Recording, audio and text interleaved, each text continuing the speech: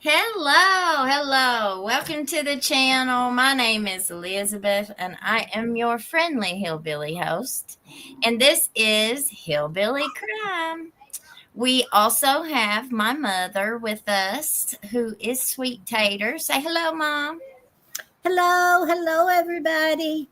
All right, we've got already got some people in here, so because we have got a doozy of a show tonight. I got my hands on the investigative file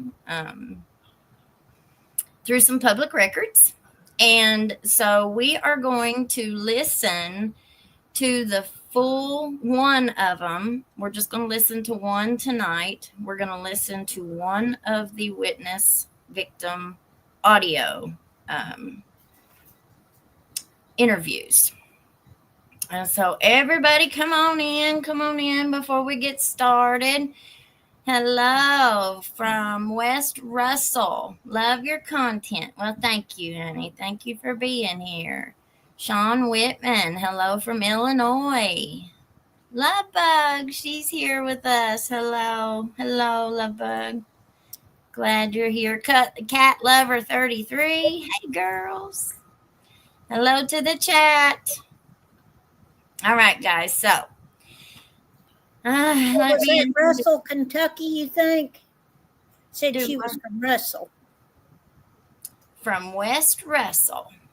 I'm not Yes. sure where that's at. Well, Samantha Thompson says hello from Indiana. Hello. I thought Russell was in Greenup County, but Oh, maybe. I was just wondering. Maybe. All right, everybody. Okay, so we've got a really good show tonight. We're going to listen to one of the interviews. Like I said, this one that we're going to listen to today is from Jennifer.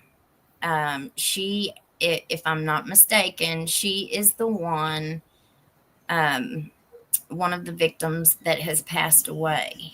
So, but we're going to listen to it. I've already listened to this, and I'm just going to tell you now it's very upsetting. It's very upsetting to me.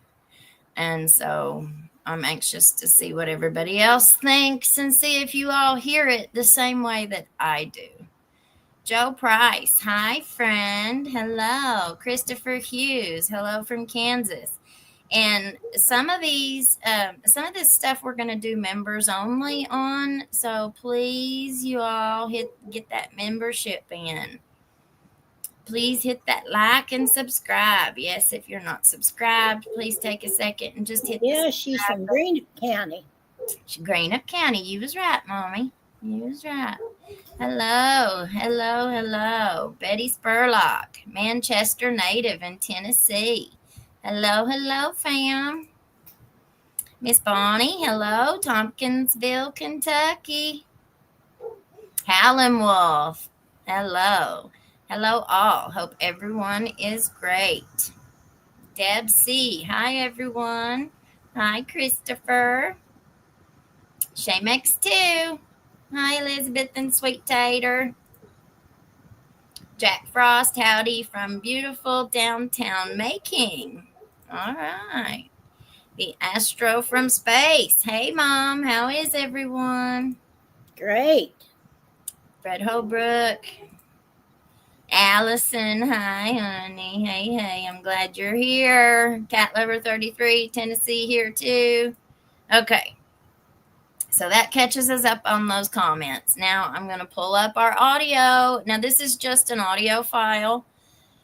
So we're going to listen to it. And I took some notes. So we're going to stop occasionally through it. And if any of you guys miss anything, just jump in our chat, okay? All right. So let me get it back over here. All right, guys. Here we go. Hold on to your hats. It's not a very pleasant listening experience, I can tell you that. First, before we start, and it was a lot worse than I had even expected, to be honest with you. All right, here we go. Today's date is February 25th, 2022. It is 4:13. Present myself, Detective Easter. I'm at the Kentucky River Regional Jail here in Perry County to attempt to talk to.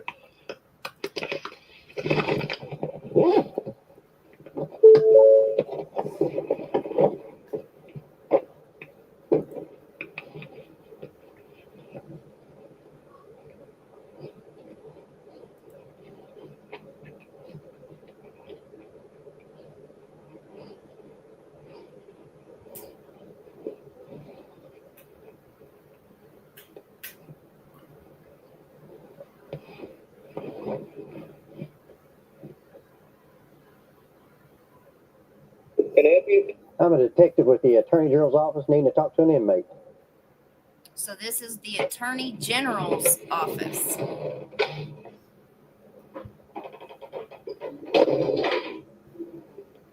Is that all right? Oh, yeah. I'm a detective with the Attorney General's office. I need to talk to an inmate. Is that all right?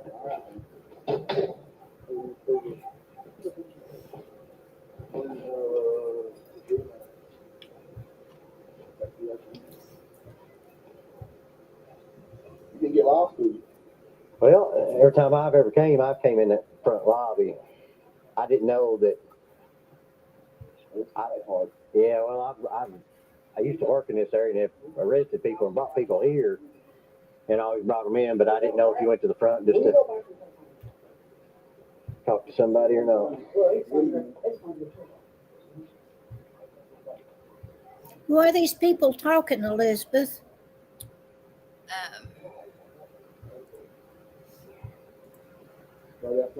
Okay, so this interview was done February 25th, I think is what he said at the beginning of it, 2022. Okay, so this was, what, 2.5 years ago that this interview was done. All of the audio files that I have were done around that time period. One of them was in early February. This one's in late February, but it was 2022. And who this is one of the victims, one of Ben Fields' victims, Jennifer, and it's a detective from the Kentucky Attorney General's office. That's who is doing this interview, is a detective from the Attorney General's office. So keep that in mind.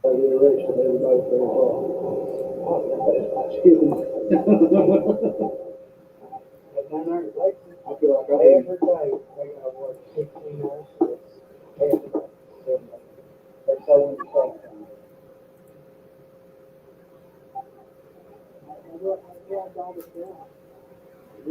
Bitch out of hurricane blue this morning, 6:02. Hey, can't hurt me this morning.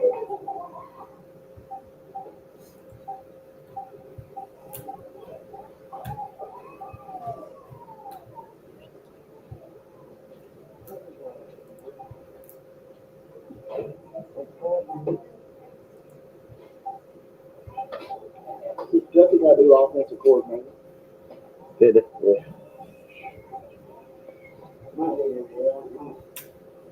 Did keep that one long, did it? No. Somebody said in the comments that they assumed this was for the civil case. I think, I don't know if this was with the civil case or if this was around Ben Fields' criminal case. I'm not sure what the date on his indictment or his arrest or whatever. I'm not sure on the date of that. So we'll have to find that out.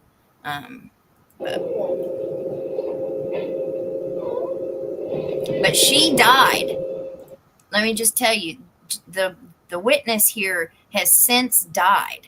So, passed away. So, but her estate is still being represented in the civil case. I don't think anything else happened with the criminal. He pled, guilty to the charges that he was charged with, but as you'll hear in this interview, he deserved more than 6 months. I had to take a blood pressure pill listening to all this stuff. It's awful. Y'all been busy today? I just got at 3, that's not too bad. Long way to go to 11, ain't it? She's not on there yet, Allison. But she's coming.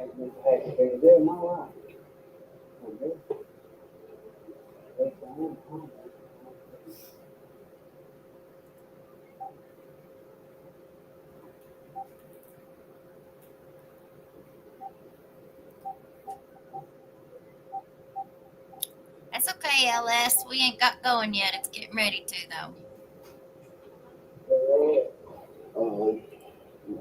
Just head on straight. All right. Yes. Here she is.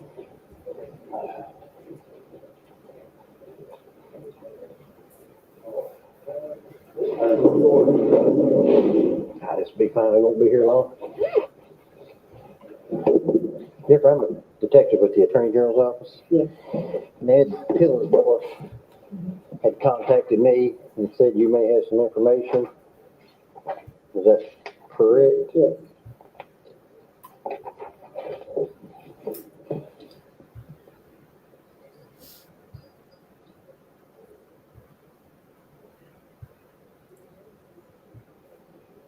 All right, what information do you have? About a year and a half, 2 years ago, when I first got out on house arrest, I got out on a Friday, and Dean Silver approached me when he was hooking up my home incarceration bracelet and told me that if I ever could not afford my house arrest,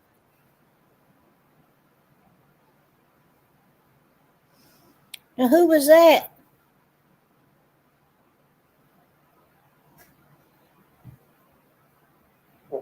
because where he was caught, and I asked him what he meant, and he told me it's sexual favors, and I told him, I said, no, I said, my husband can pay for it for me. Well, that following Monday, he was back to arrest me. I hadn't done nothing wrong, hadn't broken my house arrest or nothing.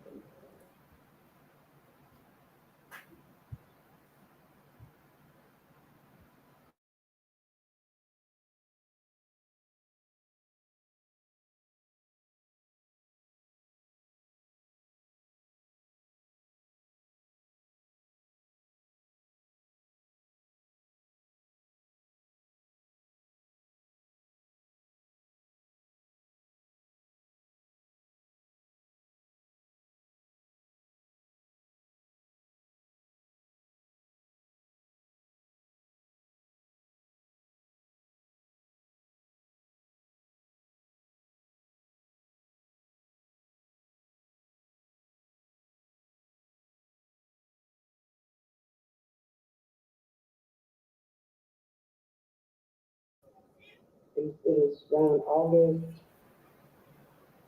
1st, maybe, no, around August 15th, something like that. He said that if I was getting a call with him and give him oral sex, that he wouldn't break my house arrest August 15th of what year? of last year. Can you all hear me This now? past year. Let me stop. I can't hear them. I've got witnesses that can say. Okay. Give me just a second. You can hear me, though? And then, Can I've you got hear it witnesses now? that can say that he had been, harassing me. Better. He showed up at my house probably a week straight every single day. Later on in August, he showed up. My husband was gone again. He parked out back. He was in the sheriff's car. He asked me told me, if I'd get in the car and have sex with him, that, he would make sure that I got to stay on my house arrest and everything. So we had sex 3 times altogether and then oral sex. The last time we had sex was in October, on October 1st, I think it was, or October 2nd, I went to go pay my house rent. My husband was there, so he didn't come that day. The following days when he came. And then we had sex that day, but a couple of days later when he come to do it, wanted to have sex again, I told him I couldn't do it. And he tried to hit me with his stick, and I didn't cut my bracelet off. It was malfunctioned or something, I don't know. But they recovered it, the ankle bracelet was not cut off. But then when I was in jail from October until December. He kept coming, they come and got me several times, wanting me to write on people and stuff. And then he told me if I would just do what he told me to do, that he would make sure I got out in drug court. Well, I was sentenced to drug court, and when I got out in drug court, as soon as I walked out of the building, because they can rewind the cameras, they'll see him holler at me. When I walk out of the jailhouse, he hollers at me, and I walk out. He hollers at me, and I walk up to him. He looks at me and my husband, and he says, his sister Holly's over the house, over the drug court, tells me, you need to run. He said, they got a hold on me.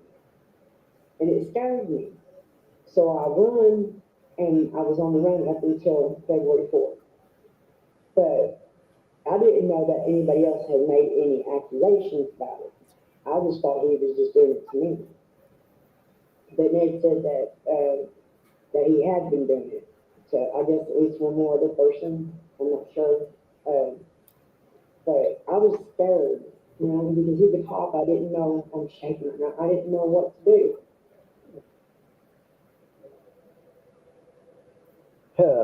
And I've got witnesses that knows for a fact that he had been to my house multiple times, for no reason. Okay, so let me give you kind of a little rundown of what all she said, okay? And she kind of goes over it and over it and over it. This audio is about 45 minutes long, and he has her repeat it a couple times. So she got in trouble, and she went to jail. She went to the Letcher County Jail. She got out on house arrest.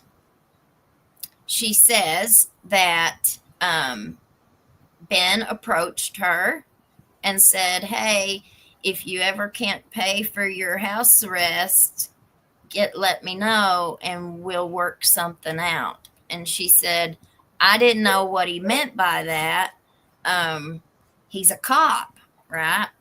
And so she asked him a couple times, what are you talking about? What do you mean? And he told her, you make me happy, I'll make you happy, sort of thing. And she said she turned him down and said, my husband can pay for my house arrest. I don't need to do that. And so she got out of jail on Friday, and he showed up on Monday and arrested her and took her back to jail.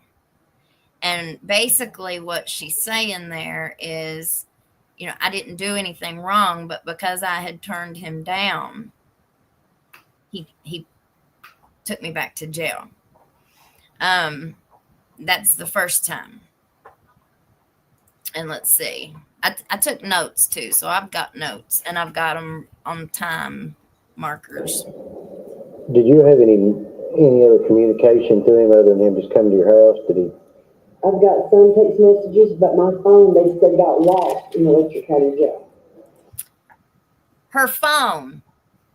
She was arrested with her phone, and she had text messages on her phone. And she said her phone mysteriously got lost in the Letcher County Jail. So her phone went missing while she was in jail, from the property in the jail. I don't know if you can bring it up by my phone number or how, but for some reason they said they lost my belongings. How did you communicate with Ben when you were on house arrest? Well, I was on the first one, which I was only out for 3 days when he rearrested me, was on a regular old house call. But the other one used GPS. so I didn't have to have a phone or nothing. He just showed up at my house. But I've got multiple witnesses that see me in his car and stuff. I don't know if they knew what we were doing, but they've seen us in his car. You didn't communicate with him through any other, like Facebook or anything like that?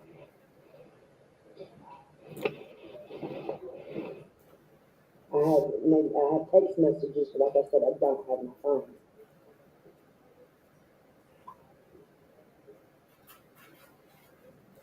So when did the sexual relationship start? Around August Yes, 15th? yes. Now, I'm going to stop that right there real quick because I want to tell you what upsets me the most about this entire thing. All the way through this interview, he keeps referring to it as a relationship. Now, everything that she describes in this video, in this audio, there's no relationship there. This woman was married. This, I'm telling you, it outrages me to no end. Now, were you on a GPS monitor then? Yes.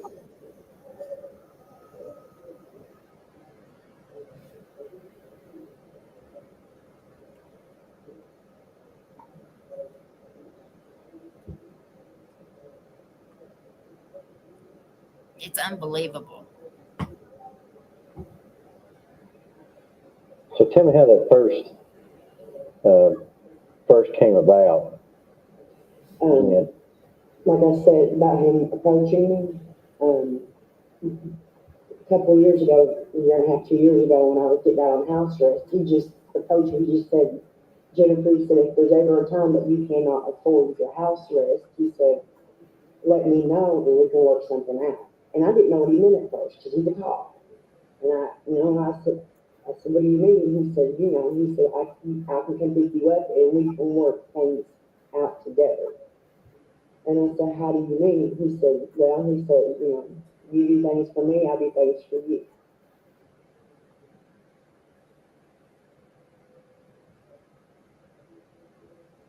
He said his wife worked at the jail, so I was scared to say anything there because I was being incarcerated in Letcher County Jail at the time.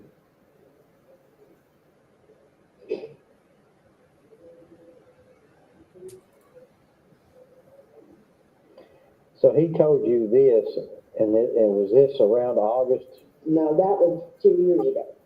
So he told you And this. when I denied him that time, I got out on a Friday, and when I denied him that Monday, he was back to rearrest me, and I hadn't done nothing wrong. So he told you that 2 years ago. Yes. And then when I got out this time, he approached me again. That's when he showed up at my house, probably about, and you'll find it, and I guess maybe the records from the police department or something. Yeah, if they needed to corroborate any of this stuff, it would not be difficult to go back into the jail records, to go look at her arrest records, what they arrested her on. It just blows me away that they did. I mean, what did they look for? But with her passing away too, I don't know how that affected the investigation. They showed up at my pocket knife. And the ambulance and everything, and I don't know why, they said that they thought we were ODing or cars. We were on loading groceries, literally. This sheriff's department. Mickey Stines was there. And he knows I wasn't hiring nothing. But he started threatening me that night, telling me if you ever have to come back to my house again, he'll take me to jail. And I had done nothing wrong. Now, what she's saying there is 2 years after that initial approach, when he approached her and she turned him down and he put her back in jail. Well, I guess she's just served that out or whatever. And then 2 years later, she got in trouble again and he approached her again. But he ended up coming, he brought everybody to her house. She said there was an ambulance, there was county, city, all these cops showed up at her house, and he was accusing her of being high. Ben was accusing her of having an OD situation. And she said, I was sober. I wasn't even doing anything that day. She said, I told him, take me and get me tested. I've not done anything. And that was intimidation in my opinion. He brought all the big dogs out there. Man, it's bad. And then it started from that night. Because after that, he started coming to my house every single day. And he just told me, he said, if you make me happy, I'll make you happy. And this cop keeps referring to it as a relationship. And she's told him several times already, I either had to do it or go to jail. So he's told you this 2 years ago. Yes. That's 2 years from August the 15th. Yes. About a year and a half, 2 years. Around that time. I'm sorry, I'm a recovering drug addict, so I can't remember a lot. I know that my house burnt down about a year and a half, 2 years ago, so it was right around that time. I'm just trying to get obviously that time frame. So we're looking a year and a half, 2 years ago from August the 15th, he approached you, said, if you couldn't pay for your bracelet, then there's other ways to take care of it. You didn't take him up on that, didn't say anything to him. No. You went through your life for that next year and a half, 2 year period. You get rearrested. You're put back on an ankle monitor. And then after that arrest, he starts coming to your house. Yeah. He's not messaging you No, he just started showing up by himself. But you said that one time. The first time he showed up, the sheriff's department, and Mickey Stines showed up, and 3 or 4 other cop cars, the ambulance. But I have to say, I believe that he's the one that had all that set up, because nobody would have called him. Say we were OD'd in our car. We were on those groceries. What were you arrested for? Can you remember what you were arrested for that got you around that August 15th period? What charge it was? I'm wanting to say possession. Who was it? Where was it out of? Letcher? Letcher County. You remember who arrested you? Maybe I can. No. A deputy? Whitaker, maybe. I think his last name was Whitaker. Is he a deputy or a police officer? I believe he was like the Jenkins, the first time was Jenkins police. So it would have been,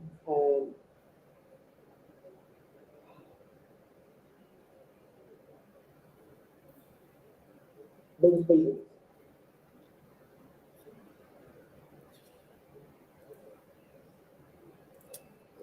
Now, see, she just got confused there. I'm assuming because she said Ben Stevens, and unless I heard that wrong, but it's Jim Stevens. Jim Stevens is the Jenkins cop. And the guy, who are we talking about when you're saying? See, she got tongue tied and she said Ben Stevens because of Ben Fields, and then that cop kind of starts stumbling. You just briefly mentioned. Let us come to your house. What deputy are we talking about? Deputy. Don't want to get too mixed up there. Yeah, that's fine. So you get arrested for that possession around August 15th, sometime through that period. The first time when I got arrested, that was the year and a half, 2 years ago. That was Ben Stevens arrested me that time. The second time, I believe his name was Whitaker. And it was in Whitesburg. And that was August. Yes. That's okay.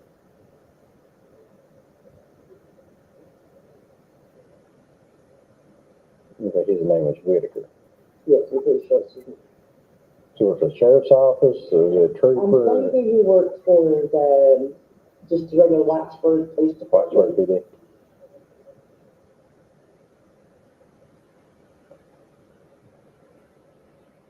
And I know Tyrone Fields was there that day. It's okay. So you got arrested there, went to jail, you get back out on house arrest, then hooks you up on the monitoring system. How does that work? Well, that day, I remember Clarence Day, his grandson was born that day. Because Angie, his wife, worked in the jailhouse too, was telling us, that she had a new baby, grandbaby coming. And then when I was out on house arrest, he didn't really say nothing to me in the jailhouse that day because he had to put my monitor up in the waiting room, and there was people sitting there. He hooked my monitor up, and he was telling me that his grandson, he had just become a grandfather that day. And he said that he would be getting in contact with me for my home placement. When I called for my home placement that following maybe week later, I couldn't get a hold of them. So I called Patty, I believe her name is, over at home incarceration, and told her she approved me.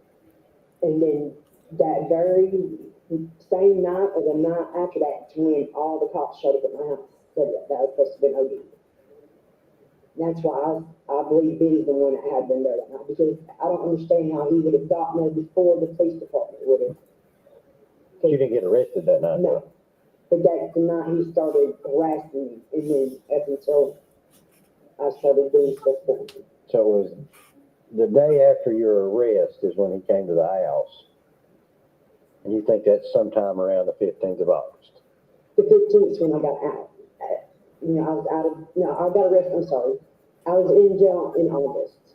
I'm wanting to say I got out at the end of August, the 1st of October. At least October 3rd, because that's usually when my fiance gets his check. So I had been out by at least October 3rd.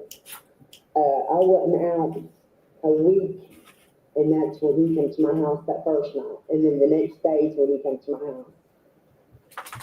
Maybe 2 days later, at the most, and he was acting like he was looking for a monitor bracelet for a guy named Robbie Collins, I believe his name was. And that day after that, or something like that, after the cop showed up, is when he told me that if I made him happy, he'd make me happy. And I had to give him all stuff in his car. It was parked back. There might even be cameras because it's a church parking lot. There's a car, he parked his car back behind where my house was. And in the church parking lot, there's like grass on each side, there's a graveyard up on the hill. He parked his car right there and had me get in the car with him. So we can go over this. So we're talking the second time you get arrested by Whitaker. Yes. You said that the relationship started around August the 15th, but then you said you didn't get out till October. I got arrested on August 15th. That's when all it first started, when I was arrested that time. Yeah. And when I got out on October 3rd, that's when it started. I'm sorry.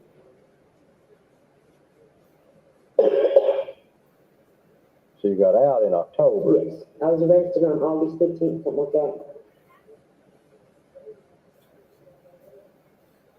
And then so after October is when he started coming to your house.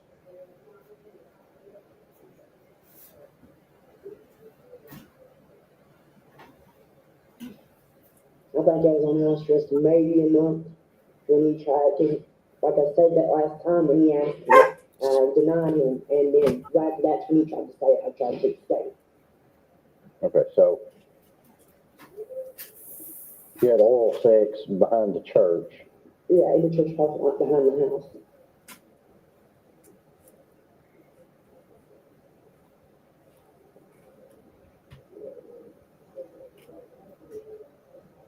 He was always in that sheriff's car. What was the name of the church? I'm wanting to say maybe Freeville Baptist. It's in Hillbilly, Kentucky. This was just in Hemp Hill, which is up by Jackhorn. It's through Neon. That's where he was going to. From where? Hillbilly, Kentucky. Jackhorn. Hemphill? Hemphill. Hemphill. H-E-M-P? Okay. After you go through Whitesburg, or is that? Yeah, you go through Whitesburg to Neon. In Neon, Kentucky. That's towards Jackhorn.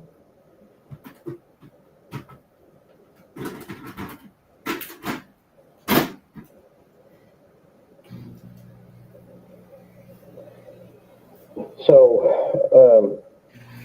he starts coming to your house after you get out in October.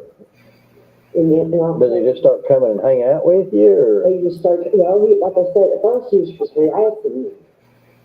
Now, she's told him that already, that he was there harassing her, that as soon as she got out, he was coming to her house every day, in a professional, or not a professional, but in a, in his position.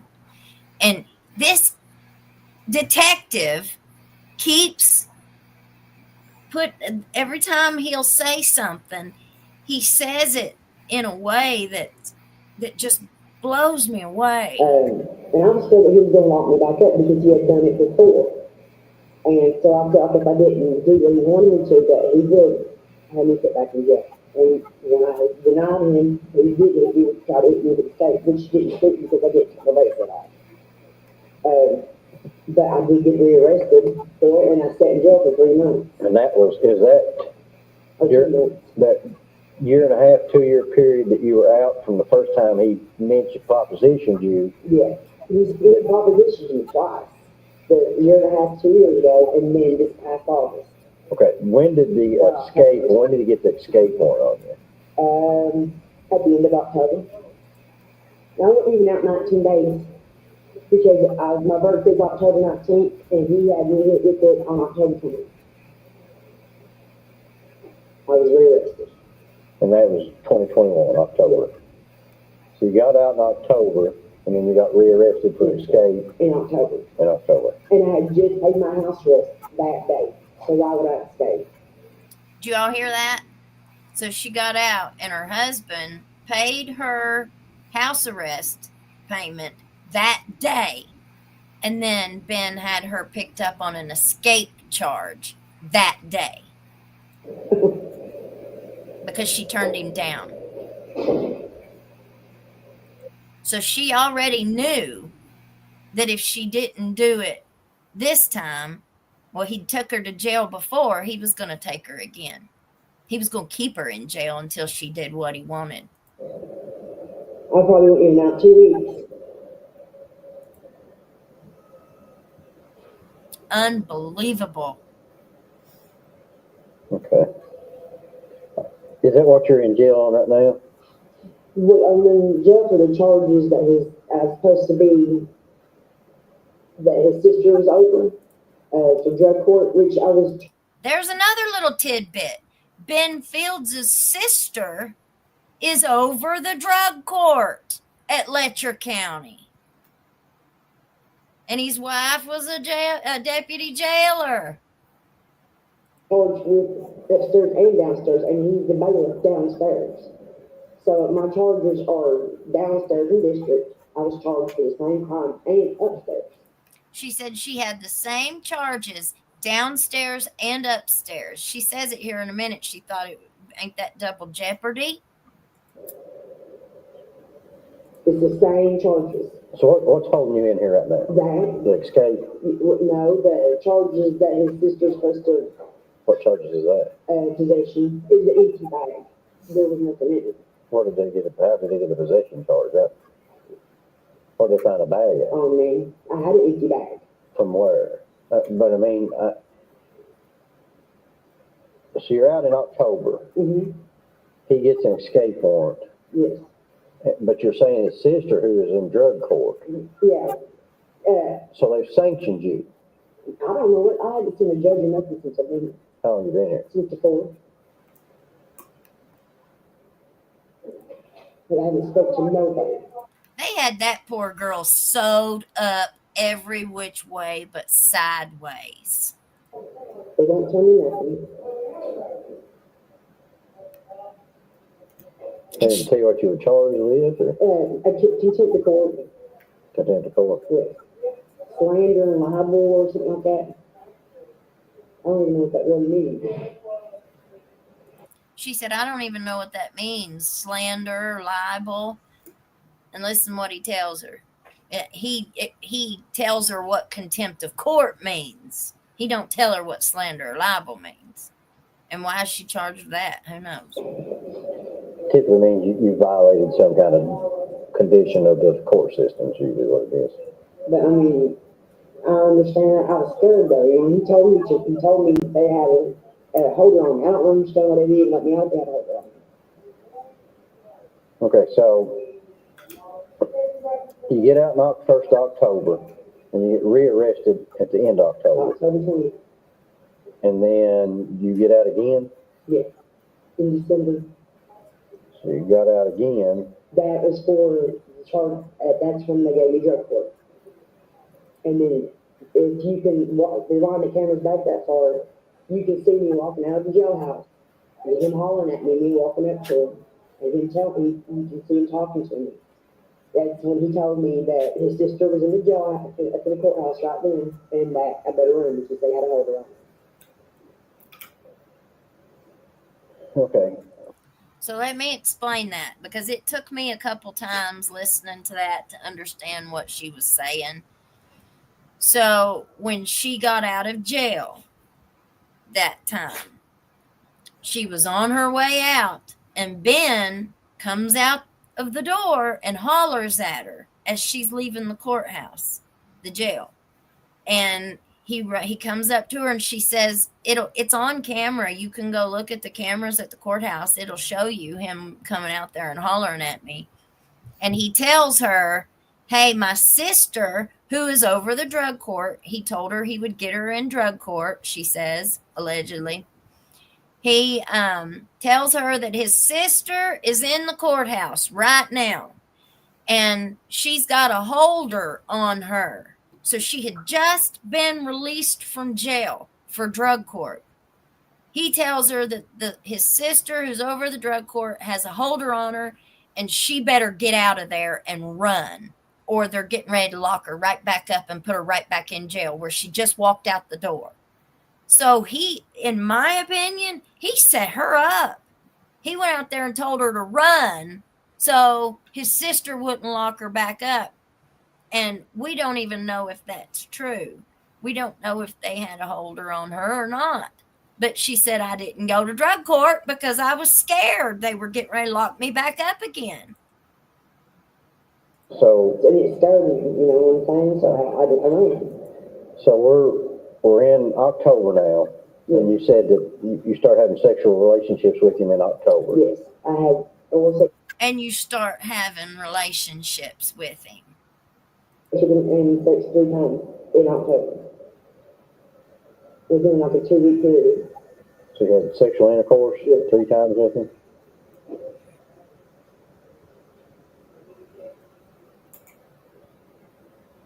And oral sex too? The first time was oral sex. So just first time was oral? Yes. And the other 3 were just intercourse? Yes. And you said one of those times took place at the church parking lot? Yes. Well, no, all of them took place in the church parking lot. All of them? Ben Fields only got 6 months in jail for this, for what he did to these women. 6 months in jail, that's it. Yeah, he was parked behind my house. Okay.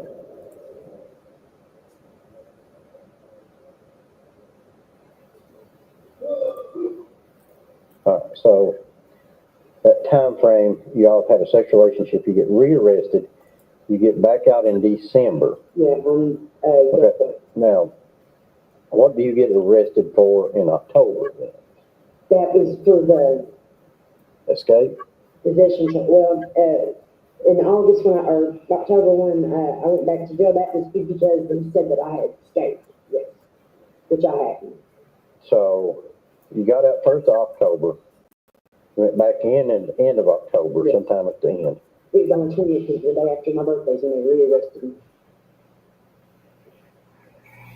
Because the day, like, 2 days before that, I didn't. You're having a relationship with him, and then all of a sudden he just pops an escape warrant on you. You're having a relationship with him, and bam, he just pops an escape warrant on you. Are you joking me? How many times is he going to say that they were having a relationship? Yes. Makes me go in and you livid. stay in December. Then in December you get out again. Yes. He thought that we were still going to have a relationship. Like I said, he told me to run, that I haven't contacted him any at all.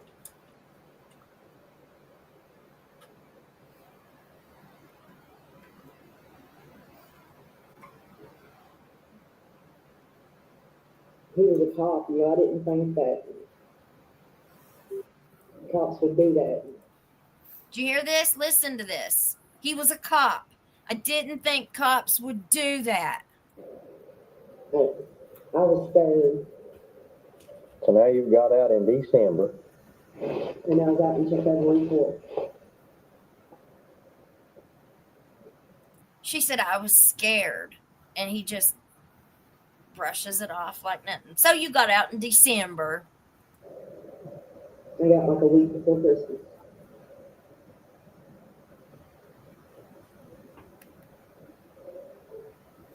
And when you got out in December, you saw him outside of the courthouse. This, on the side of the courthouse. Do you remember what day or anything?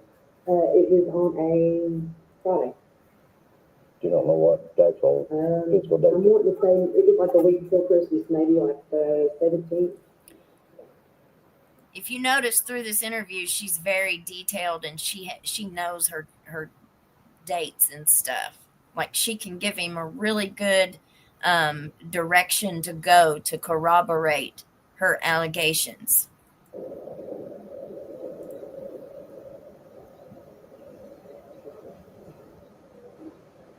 Were you on house arrest at that time? So he saw you outside, told you to stay hid. They had a holder on me. But you just got out. Yeah, that's what scared me. How many days were you out between you got out in December to this? It's February 4th. Till he told you that, or was that the same day? He told me that his sister was in the courthouse right then. He said, my sister's over your drug court. Her name is Holly. He said, they have a holder on you. You need to go hide. Do you hear it? But I didn't realize that drug court worked with you, like if it was child support or something, and would have the holders released. I didn't know that. He didn't tell me that. He set her up.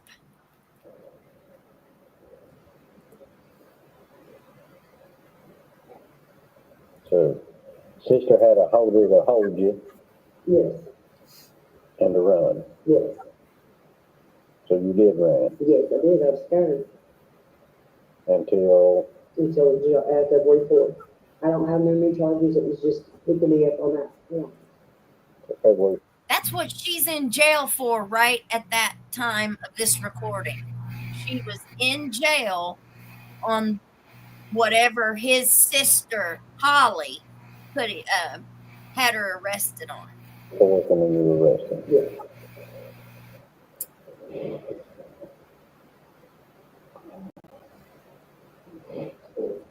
So, August the 15th, you're arrested, somewhere around there. Yeah, somewhere around there. You get out in October. Yes. You have a relationship with him until end of October. He says it again. You have a relationship with him. Unbelievable. Did he arrest you on escape or somebody else? He had the police department, the sheriff's department came get him. And then he met me at the jail. And arrested on escape. Then you stay there till December. Yes. 17th maybe. Yes. You get out and then he says, you're gonna run. Yes. So when you get out in October, that's when you enter drug court, right? In December. In December, when I got out in December, he had it fixed to where I would get drug court and talk to the judge. So why would his sister, the day you get out enrolled in drug court, automatically put a holder on you I don't know. when you just got out of jail that day? I know. That's what scared me. So you didn't start. I didn't start drug court because of that. So she had been in jail from October to December, and she had just been released and walked out the door, and he told her, hey, they're getting ready to rearrest you and put you back in. You better run. So she ran. And then they picked her up in February, the beginning of February. So she was on the run for 2 months, and that's what she's still sitting in the jail for. You didn't start drug court on the 17th. Or you started drug court on the 17th, the day you got out. Yes. but I didn't go Well, because it's the same day that he told you they had a holder on. yes. See, the woman, his wife, Angie, was like the big boss at the jailhouse. His wife, Angie, was the big boss at the jail. That's what she just said. She was quitting the job. She gave her position to somebody else. And I guess they just didn't run me through the NCIS. Or whatever it's called. NCIC. Did anybody ever go with you all or see you all go to church or anything? Yes, I don't witnesses it. Seen him at my house multiple times. Me in his car. Seen you at the church? Yes, the church is directly behind my house. And I even became his dad. But they saw you in the church parking lot. You had people. Yes. Who were those people? I'm going to skip past her witnesses. So we're not going to put her witnesses out there. But she gives him like 7, 8 people that saw what was happening. So they had witnesses that they could question to corroborate what her allegations were. No, not with me while I'm in here. Thank God on my phone. Now my fiance's supposed to meet Monday. He could probably give us some aid. I can call him and tell him that he needs the phone numbers. Could you do that? Yes. For every one of those? It'd be a lot easier, but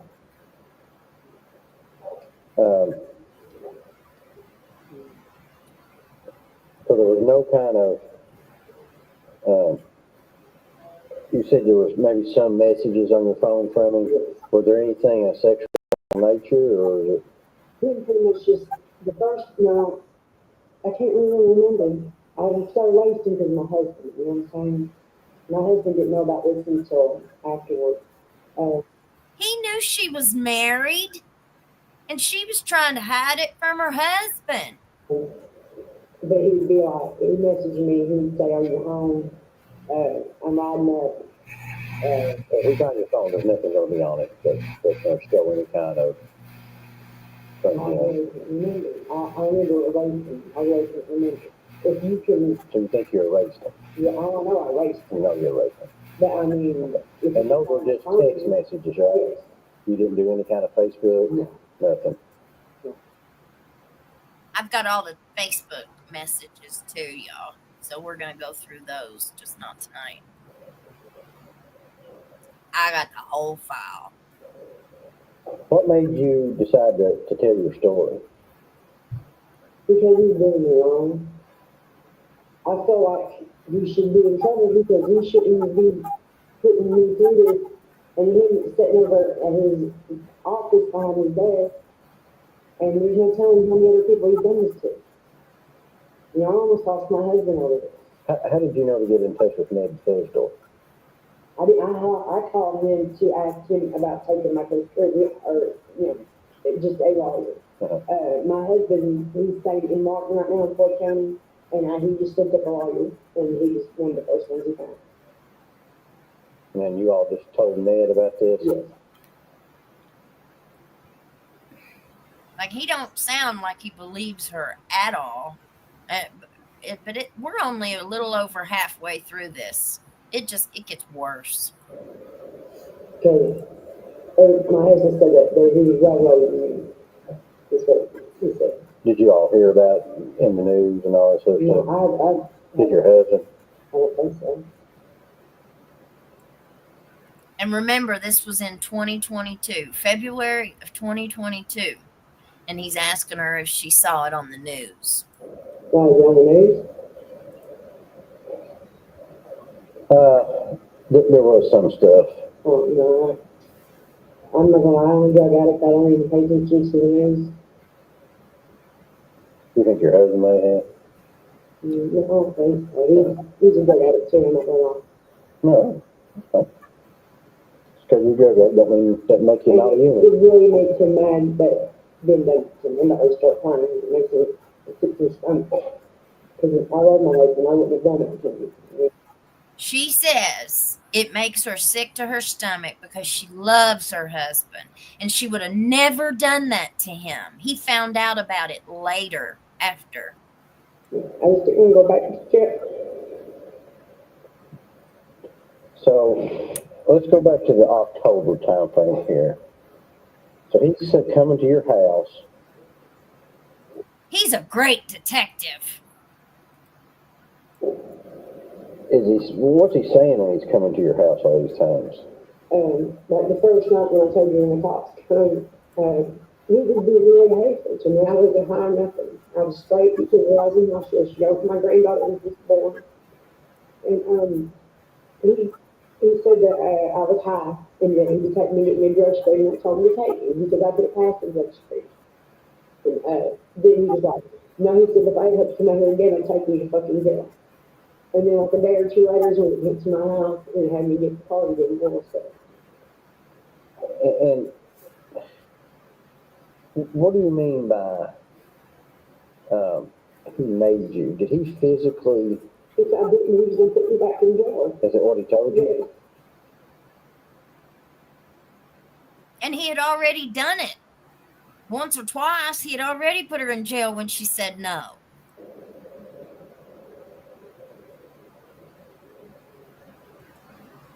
He said, I'm saying I had no other choice, but I hadn't done it, and we were back to jail.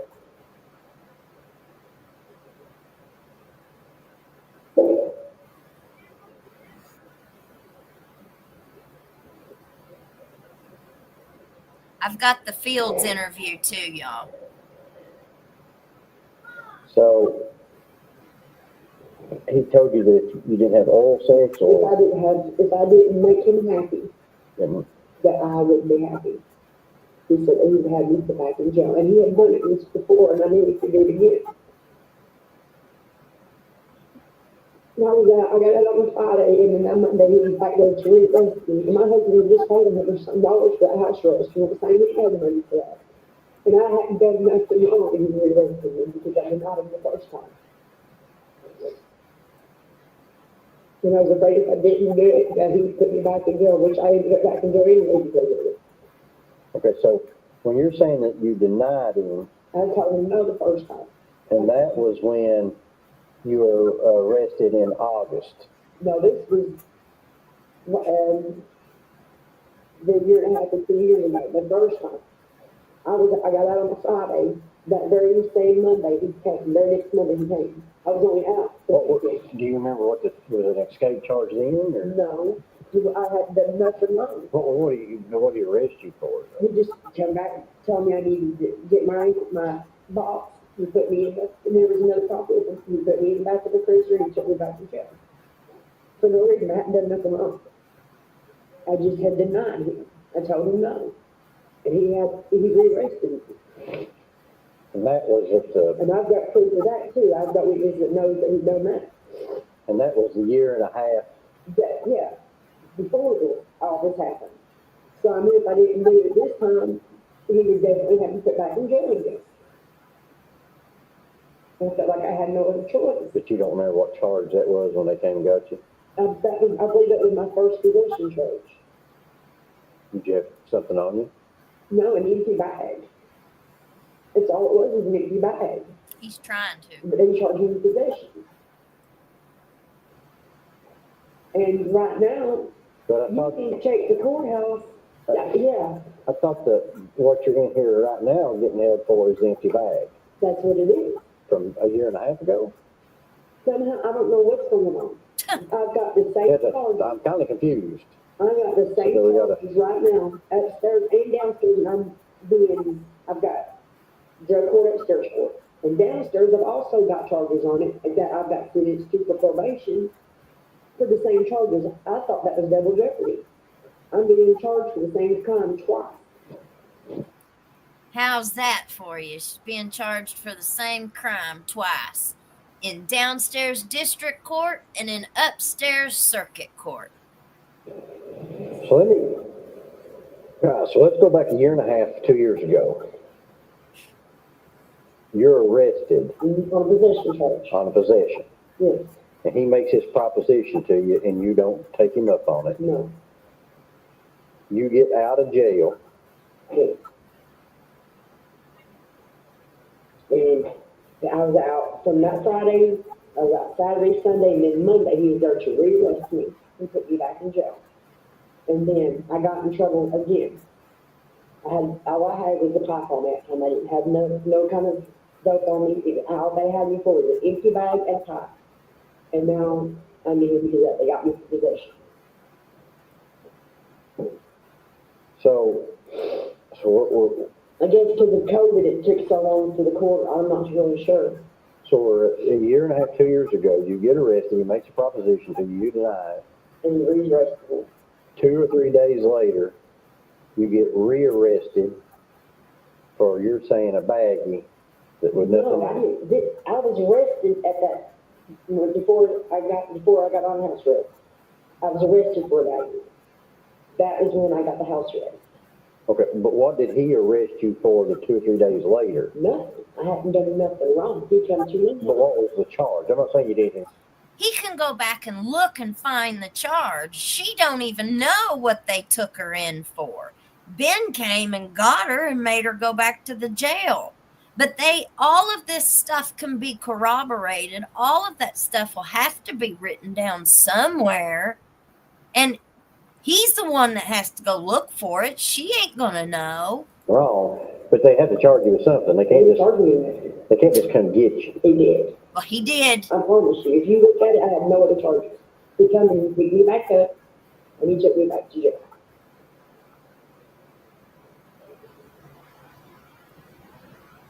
Wouldn't you think that all this stuff would be at least investigated by this detective from the Attorney General's office?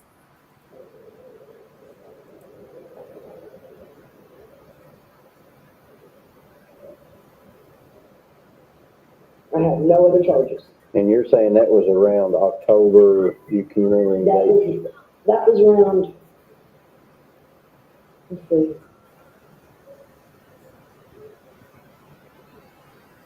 I'm wanting to say it was in the summertime, because I was reading in,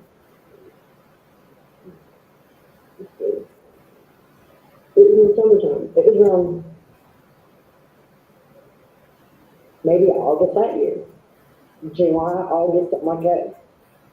When that you got? When I got arrested the very first time. When he first made that proposition to you.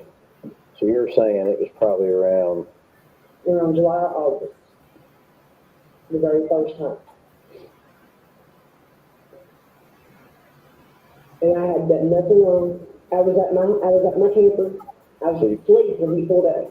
So you got, and just I apologize, there's a lot of dates, a lot of charges we got to sort through here so I can get this right. So around August or July, a year and a half, 2 years ago, you were arrested. Yes. He propositioned you at that moment in time, around that August or July. Yes. You didn't take him up. You got out of jail. Yes. I was out. Then you got. Now, I made note of this. When he's recounting this, he completely leaves out. He completely leaves out where he comes back, where she gets out on Friday and he comes back Monday and has her arrested for escape. He completely leaves that part out. Rearrested in October. Yes. And This past year. okay, look. Okay, a year and a half to 2 years ago, it was around August or July. Yeah. And then you stay in jail till how long? I'm going to say at least 2 months. So that would put you around that October time frame. Yeah. And then you get out. Yeah, let's see. I got out, it was doing something, so I was arrested around July or August. Middle of July, beginning of August. I got out around September because it was still pretty hot out. I was out from my Friday till Monday. And then that Monday he showed up at my camper, knocked on my door, and told me to get my box until they took me back to jail. He had another cop with it. Okay, I so had not done nothing wrong. it's the September charge is when he come and got the box and Yes. That was the very first time. Because I told So him you that. got arrested in August or July, got out in September, and you went back in September. You're talking about 2 years later? Yeah. Yes. Then rearrested in September. And you think that was because you didn't take him up on it Yes. at that time? And you don't know what charge that was, or you're saying there wasn't a charge? When he rearrested me, no. They didn't give you a copy of the citation? No. I didn't get a citation because I didn't have no other new charges. Mr. Tackett was working there, and he said, "Does she have a new charge?" He said, "No." Do you remember what deputy was with him then? I'm wanting to say his last name is Adam, no, Holbrook. Holbrook. He's Whitesburg City.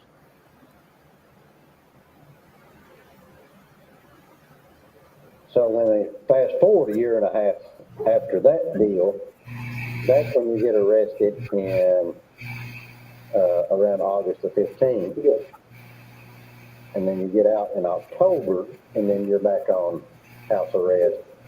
And he starts coming to your house saying, if you don't have sexual favors with me, you're gonna go back to jail.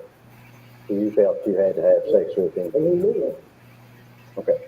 During the sexual times, did he like physically restrain you, or was it a consensual other than you thought you didn't want to go back to jail?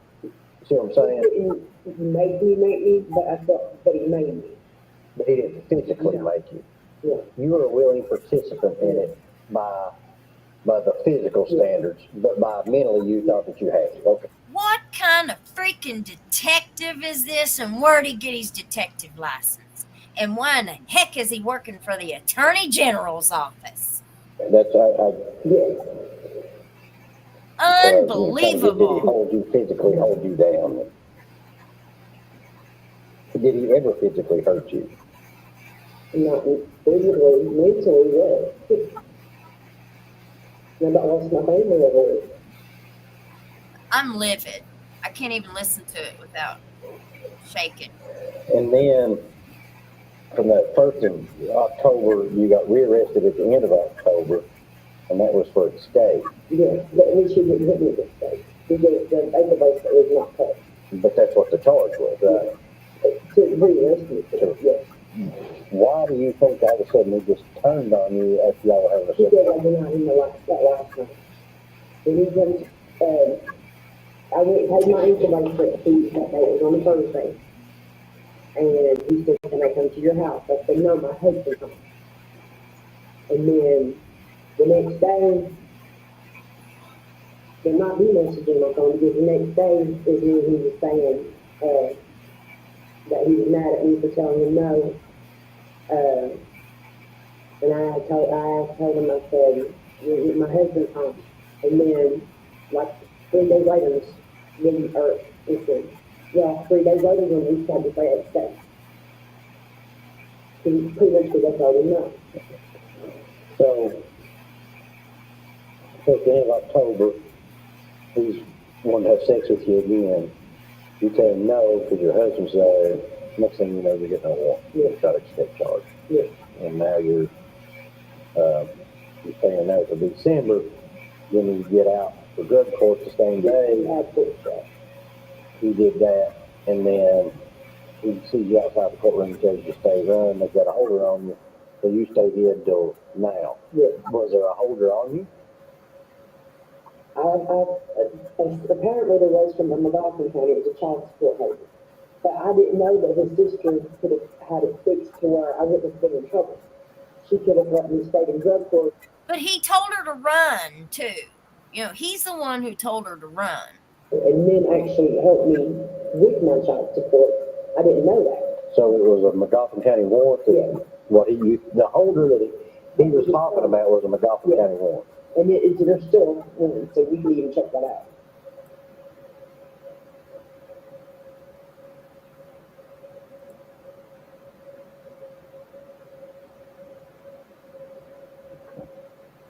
We got more And then audios. that's what's got you in here now. No, what's it For what? for the Kentucky court? I haven't seen a judge or nothing. I haven't talked to nobody. You don't know what you contempted? No. I guess because of what I was.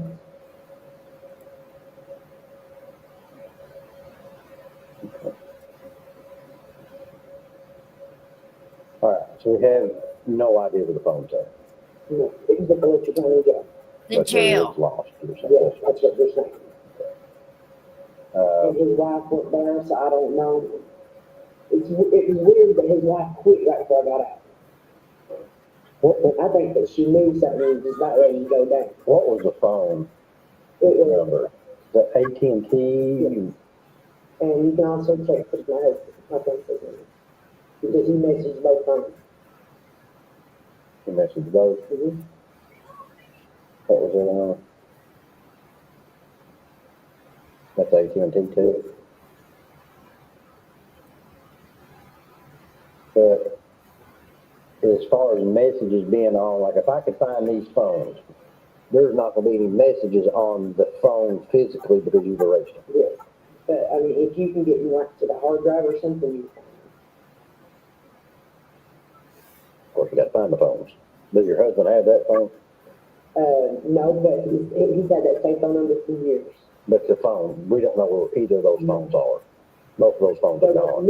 yeah, that last Same phone number, but the phone, actual physical phones, we're not going to That find, right? actual physical phone is at that job. So that's what you think, but they're telling you it's not. Yeah. How about the where's it at? My husband has it. My fiance does. That's the actual phone that you texted? Yes, I'm pretty sure. What's your husband's name?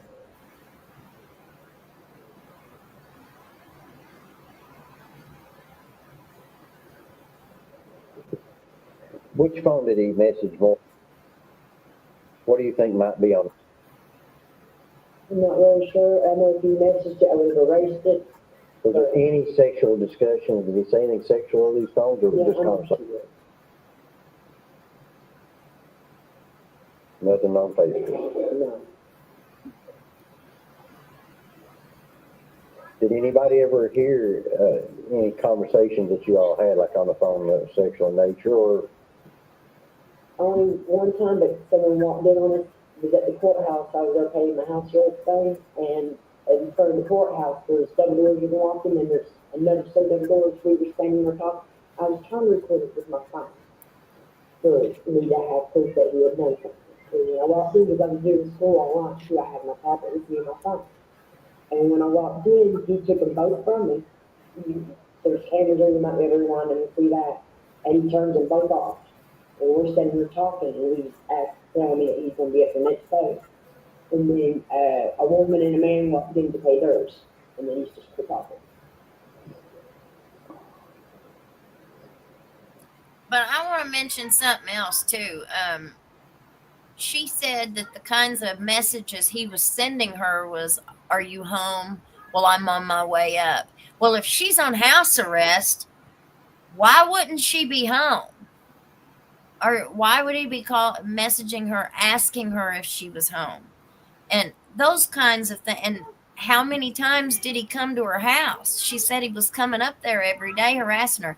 If she had messages of that nature, that would at least, that would be like circumstantial stuff, like it would at least back up what she's saying, and he's acting like if they weren't some illicit texts, then they're not any good.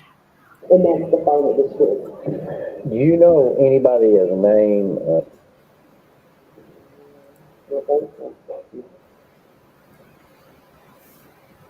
Exactly. Nobody. When's the Just last time? in jail. When's the last time you talked to her?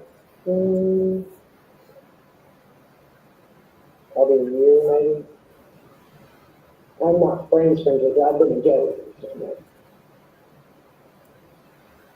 It's a very profitable business. It's a 1099 position. So it's an independent contractor position. That's what it is. So you better believe whoever was involved with house arrest was making the bank. Do you have any idea who owned it? Mickey Stines has been over it. When he was bailiff, he was over it. When he was Kevin's bailiff, he was over the house arrest. Yeah, So but did he Mickey make money from it? Yeah. Yeah, he got paid as a 1099 independent contractor. Hmm. You don't know how long you're going to be here. This seems sort of like He just asked her, do you know how long you're going to be here? And remember, she's still in there in custody on the Letcher County stuff. Out. It's going to be your number. Yeah, it's through the, We got 8 more minutes. it's through AT&T, but, government pays it. So, Richmond. Well, if you want to leave your card, I can get the card. Now, you're saying he's staying in Floyd County. Is that where you're going to go when you get out, or you going to, I'm going to Floyd County. what's the address in Floyd County? You're like, At my stepson's. They're getting ready to move, so I'm not really sure the address would be until after they move to Woodstock Region. I'll tell them, I'll give you my business card. Okay. When you get out, if you do, just touch base with me. Okay. That way I know where you're at, and because I may have some more questions, I may have some more. I'm trying to think of anything, and I'll explain this to you, Jennifer. You know, obviously when we take these accusations pretty serious, Yeah. but we obviously have to back it up with evidence. Yeah. You know. This is really going to make you all mad. But listen. Oh, if we had messages, if we had something, it would obviously be greatly beneficial to us. I don't know what I'll be able to come up with or what I'll be able to do to help you. Maybe nothing. Maybe nothing. Well, she gave enough detail in this interview that they could go back and corroborate everything that she was saying. There's a record of every single thing she talked about somewhere. If it's in trouble, that matters to me. Well, you shouldn't be able to do that to people. Obviously I can't just go and charge him with a crime just based upon what you say. Yeah. I've got to have something else. But what I can tell you is I will do my very best to try to find something else that backs all this up. Okay. That's all I can do, Yeah. As long as he gets in trouble, that's all I'm really worried. She said that twice. As long as he gets in trouble for what he's done to me. And listen to him. He shouldn't be able to do that to people, especially if he's doing it to other people. What do you think should happen to him? I think he should go to jail. Because he's sitting there threatening people to jail. And I think that's what he should do. If he's really doing that to as many people he's doing it to, there's 3 people already that he shouldn't be doing it at all. Did you hear that? She said 3 people already. He shouldn't be doing it at all. But listen to what he says to her. And I think he should be in jail. How do you know there's 3 people? Because you mentioned 2. And then me. Because you just mentioned 2 others. And then me. You just told me 2 names. Yeah, but I never said that. I just asked if you knew those people. Not stupid. She's not stupid, dude. Like I said, on your side. So they already had information of other victims at the same time. Why would he not believe her? We've got to find some corroborating information, and that's what I'm sitting there trying to go through my head of everything I could think of right now. That's we know the church, the jail. Videos don't release. Videos only last certain good systems, maybe only a couple of months, and then they rewrite. So that's been a while. Yeah. This was 4 months later. This was the end of February. She was released from jail the end of December. And you're talking October when, of 2021. or October. Chances of video being there is probably slim to none. Yeah. I'd really more like none. It's only 4 So, months. I'm gonna do my very best. You know how, like, these people that you told me where I could find them at. They live right in Yeah. Paula, Campbell is in the home. It's, Do you think, so you think she lives, yes, that's the address I would have. so she lives at your house? Yes. She gave him detailed information on who the witnesses were. How about Johnny and Tony and George, Johnny was at 3, your husband, and saying, I gotta get these numbers for me? I can get them through. And then you can have your husband, you can pass that, my cell's on here, Okay. pass that number to him, or you can tell him to give him to Ned and have Ned call me. Okay. Either way is fine with me. Okay. But if you can get me these numbers, I'll reach out and see if we can't start talking to people. Okay. I still don't know what we can do. A lot of this stuff, information will go to a prosecutor. She'll look at everything and decide what we can and can't use. I'll do my very best to try to back your story up. Okay. My very best. Appreciate it. Because, we don't appreciate stuff like that happening, and it shouldn't happen to you. And if we can do something to stop this from happening, then that's what we need to do. And that's what I'll do. Like I said, no guarantees. Well, I understand that. You probably know the law just as good as I do. Yeah. I'm just like ain't a little bit to nobody else. Well, I don't know what'll happen to him. It's not my decision. And like I said, I'm here on your charge, not anybody else's. I'm here on your charge, nobody else's. I don't know what's going to happen to him. That's not my decision. And if I can prove that he's done this to you, you can guarantee that we'll try to do our best to do something about it.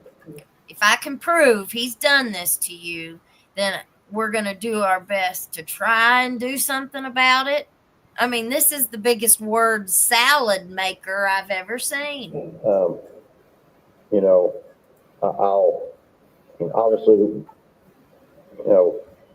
I don't know if I can get some records. I'll have to talk to our cyber guys to see if they think if we can subpoena your phone records, I don't think they show the actual messages. I'm not for sure, but I'll double check that for you. Obviously, He's not sure if it shows your text messages? the camera idea, it's a great idea.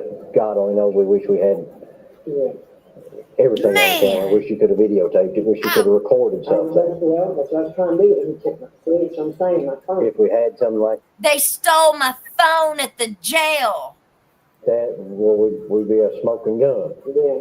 But unfortunately, all we have right now is maybe some witnesses that saw you go back to that, and that we might be able to put some more stuff together, and that may be enough. Okay. But I'll give you my word that I'll do my best to try to fix this for you. Okay. To try to see what's out there. No guarantees. So don't, nothing. If, year down the road, if he's not charged in your behalf, don't be mad at me I won't be. because there was just nothing we could do. Don't be mad at me. Okay. But I will guarantee you I will do my best to try to find out what happened for you. Thank you. And that's really, that's, To try and find out what happened. She just told you her side of what happened.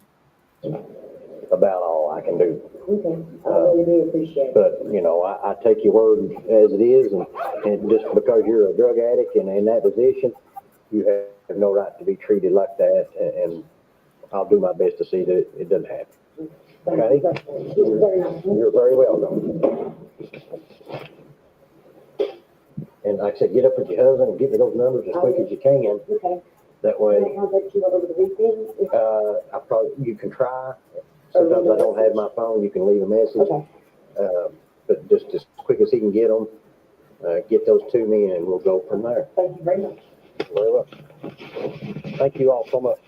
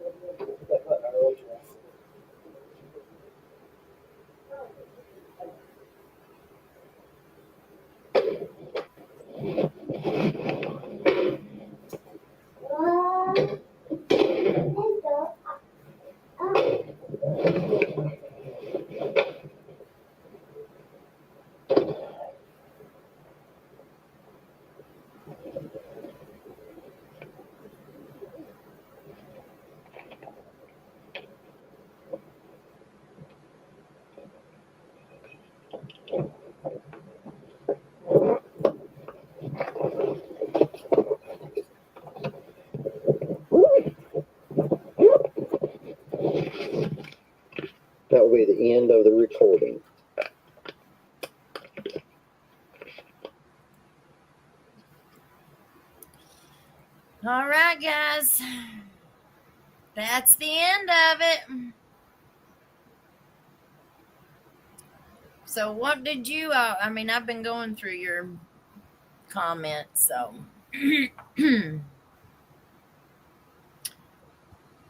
It looks to me like everybody kind of heard it the same way I did. I don't know where Zelma went. I'm right here.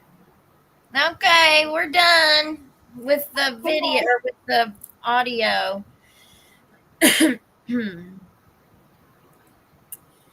Warboop, twisting her words and not helping her one bit, in my opinion. I was just so disappointed. Wait till you hear how they treat Ben Fields in his interview. Every one of these are going to make you all mad. Let's see. Makes you wonder what corruption he is into. But that guy was from the state, wasn't he? No, he was from the Attorney General. Well, where's the Attorney General? Frankfurt, I guess. Well, that's what I meant. Oh, okay, yeah.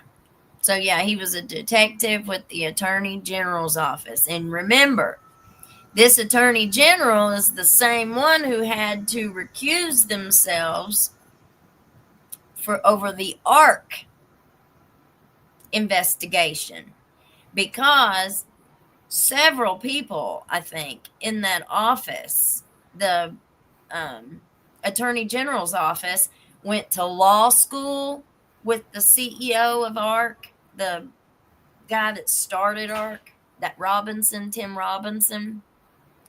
They were college buddies. They were all law school buddies.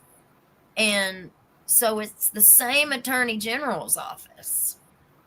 It's the same Attorney General's office that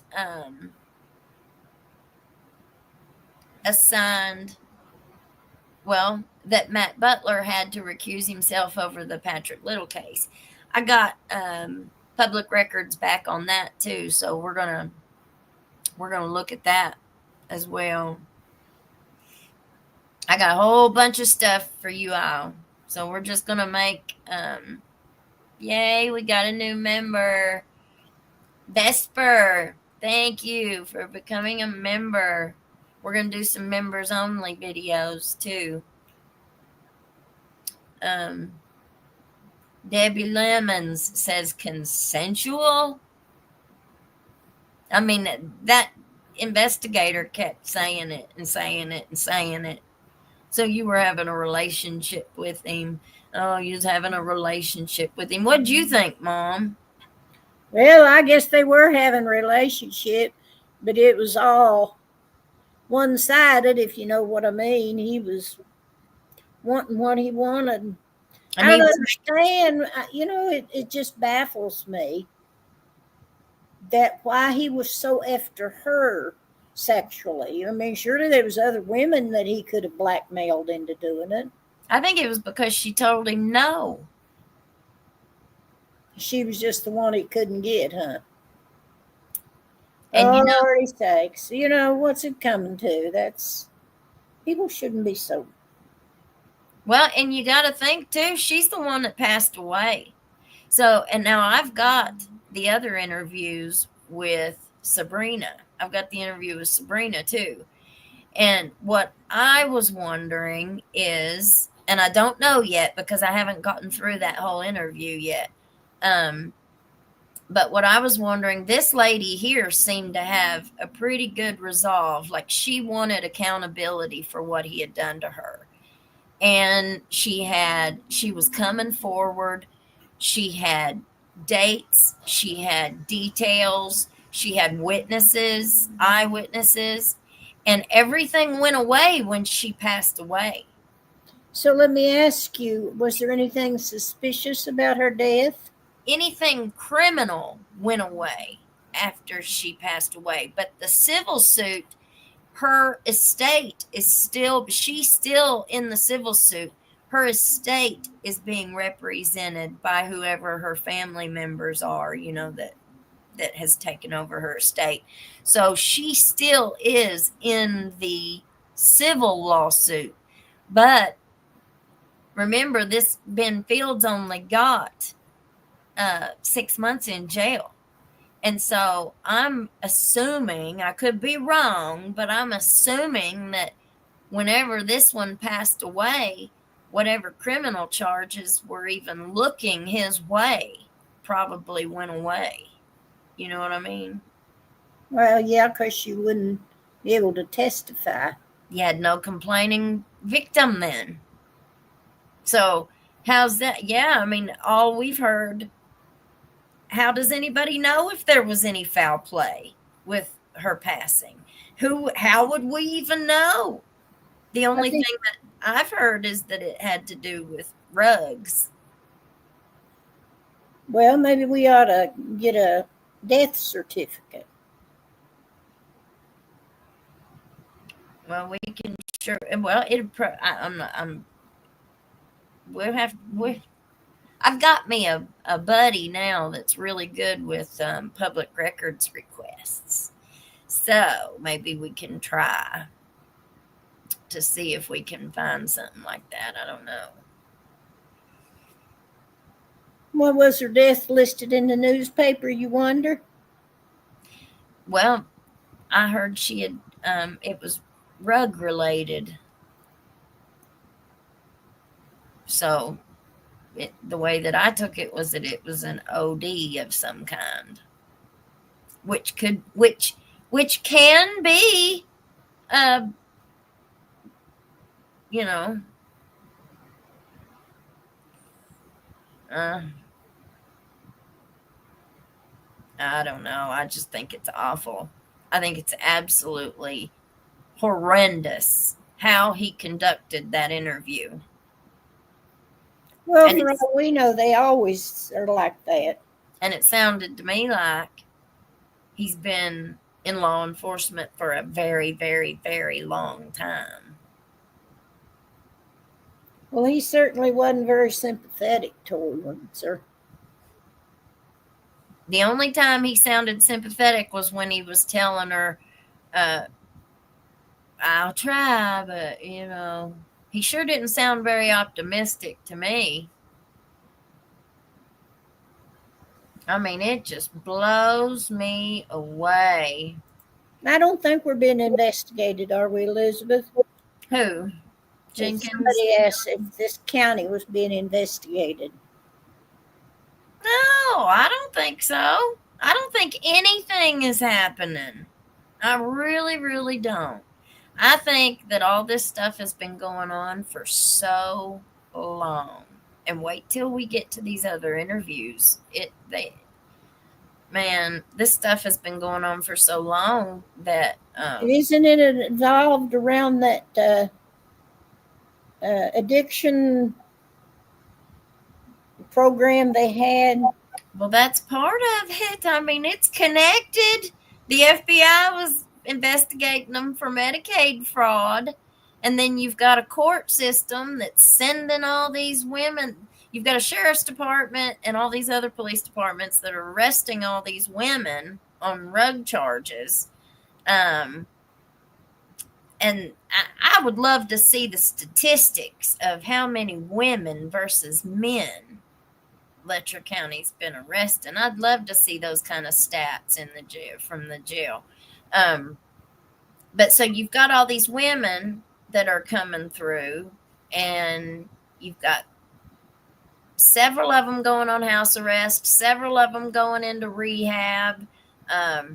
You had Edison Banks, who was the Commonwealth attorney, who had his live-in aide driving his vehicle all around town. And remember, if you're a Commonwealth attorney, I guarantee you've got tags on your car that says official, so she was driving his official vehicle all around, loaded down to the gills with rugs, with big time weight, and big time rugs, and she never got in no trouble. Like, I mean, I had someone send, I've gotten several messages and emails from all kinds of people who have sent me their own stories of having stuff go missing from the evidence locker,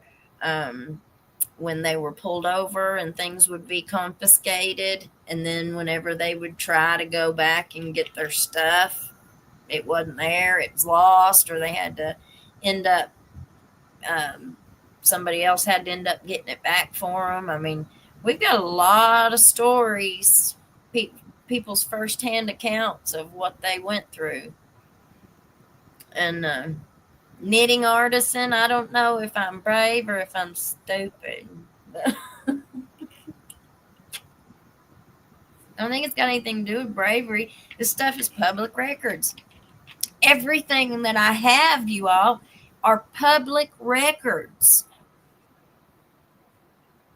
Every bit of it came from a public records request.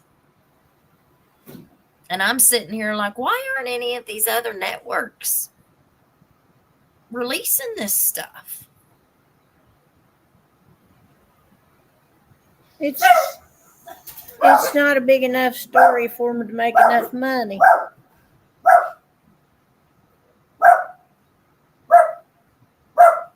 Yeah.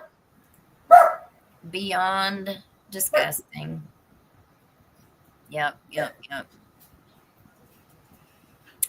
Kentucky woman 07, she sad she didn't have an attorney with her when she had this interview with Detective Barney Fife. She was in the Perry County jail.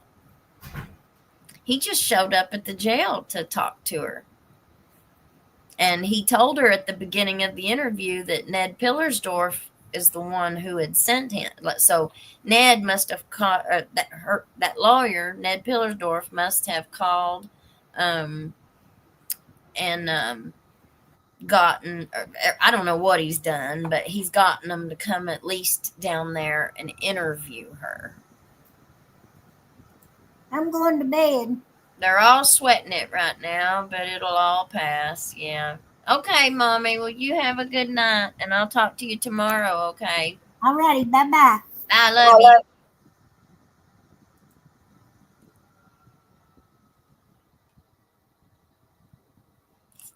All right. Thank you, Miss Deborah, for the super sticker.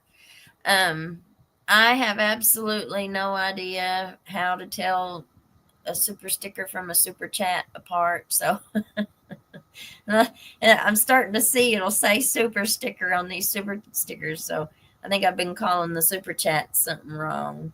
I'm sorry. Anybody who's sent us a super chat. We're getting ready to jump off of here, y'all. We've been on here long enough, I guess. An hour and 40 minutes. Let's see. But I am going to go in and make Miss Deborah the stream sponsor. And we have memberships again. I just want to tell everybody. So if you would like to become a member, we're going to do some members only stuff. As soon as we get enough people in there to do it. We might do some of these recordings members only. Let's see.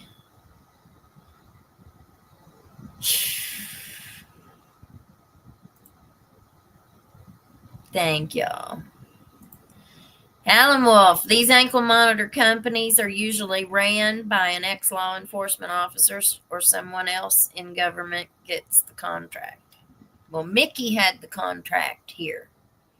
He was the only person in the entire county that had the independent contract at first. I'm not sure if he brought on others like Ben as an employee of his. I'm not sure how that works, but I do know that he was the only one used to, that had the independent contract because it was 1099. I looked into it a long time ago when I was trying to get a job. Let's see.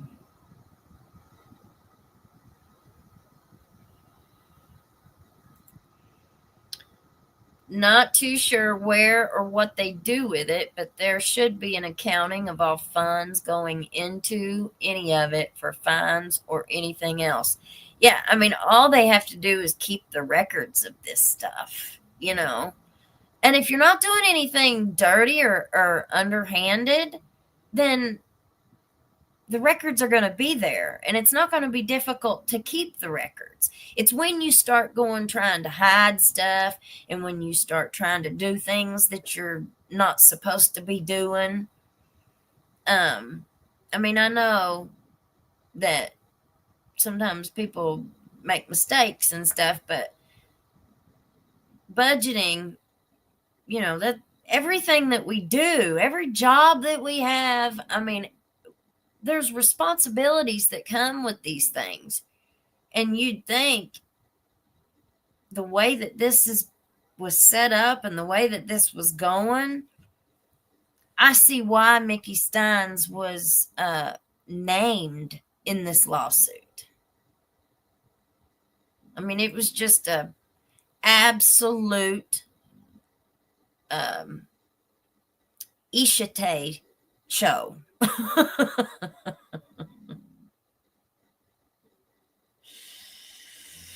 Oh,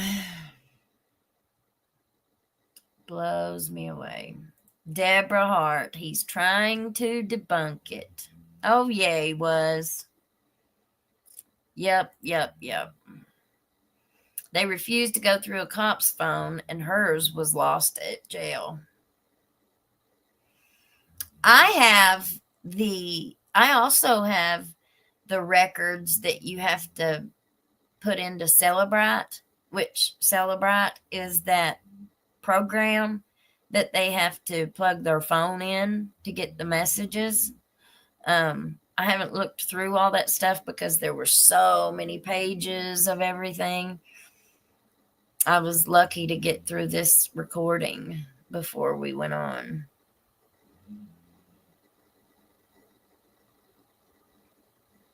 Right, Miss Debbie. Did he go to her house in his private vehicle? Is there no tracking? And all the times that he went to her house, there should be a record of that. Right? It should be, he should have logged it in a book or some kind of a log, some kind of a house visit log or something like that. You know, it wouldn't be hard. It would not be hard to find all this stuff. And remember what he was charged with. He was charged with perjury. And I don't remember what the others were. But the perjury stood out to me big time. And I'll just tell you something else too. I had met Ben Fields several times down at the courthouse. Thank you for your super sticker. And I thought that Ben was very he wasn't a ladies' man. I've said that before. He was always really nice, you know, like he was real laid back, and he seemed like just such a really, really good dude.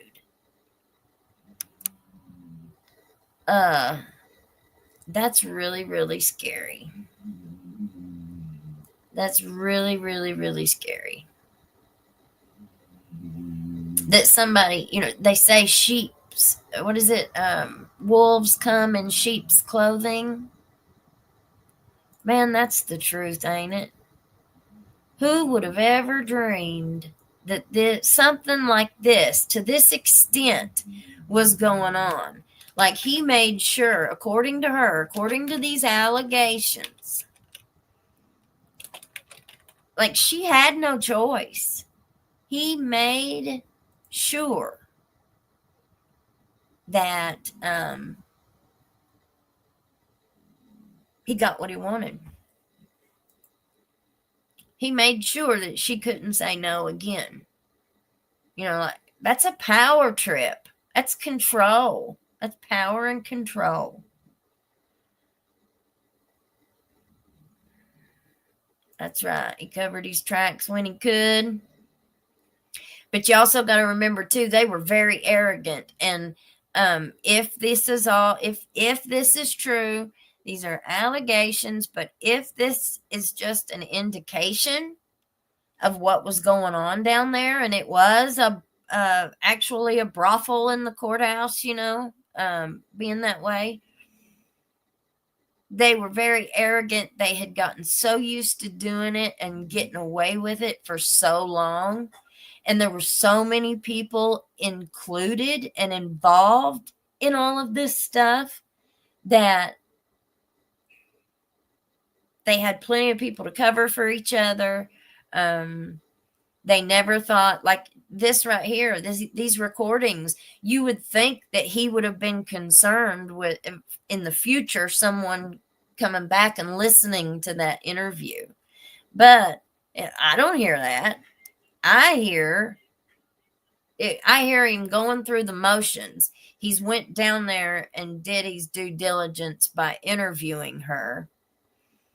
But he probably didn't have any intention whatsoever on following through with any of the information that he got. Like it. Right. Lady D2. Yes, you are a detective for a reason. Investigate.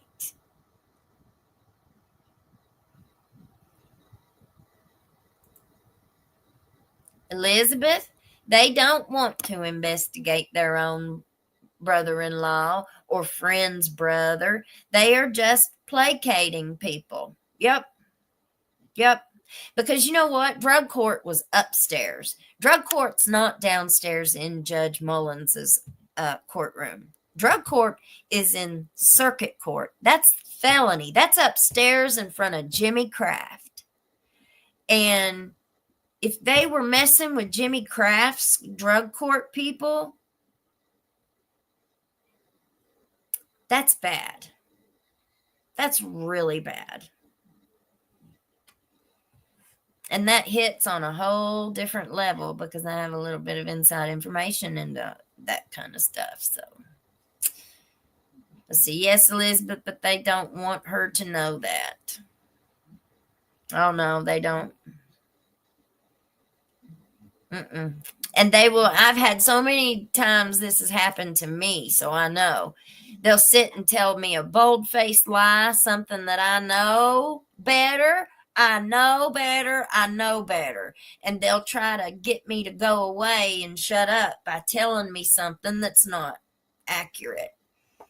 And when I call them, because usually they don't know that I might know a little something. And so when I call them on it, it gets me in trouble every time. They hate my guts. I mean, they're out for, it hurts them. It makes them very, very mad. And then I get in trouble for some way, shape, or form just because I called somebody on their lies. But they're used to dealing with people who don't know, who don't have the same kind of knowledge or experience that maybe I do. And so when they tell them, they're used to them just accepting it, you know, and probably going away because you give up. It just makes me mad. So they don't want you to know anything because then they might be held to some kind of a standard.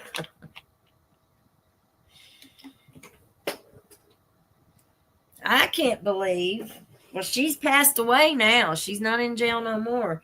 But I can't believe that he didn't look into what she was in jail for. She shouldn't have been in jail on charges on a double jeopardy, a possible double jeopardy where they had messed up all of her stuff. It's just so sad.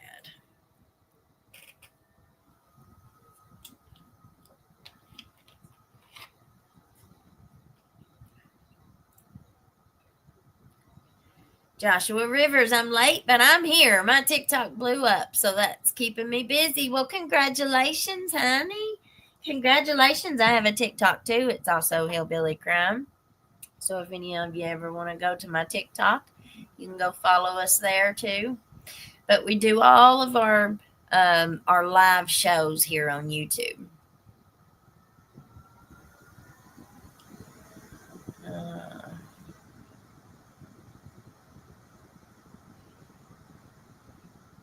Oh, Shay. Thank you, Shannon. We got us a new member. Yay.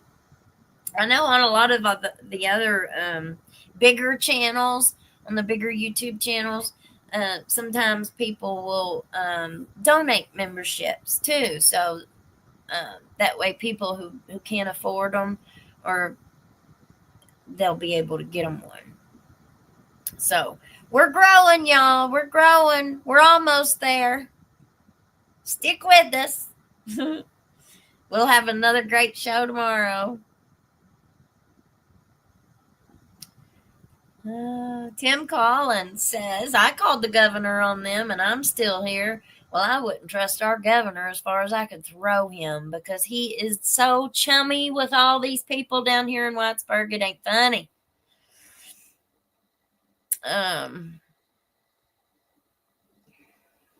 He's appointed all of our appointees. Let's see. How are the other witnesses? Were they retaliated against?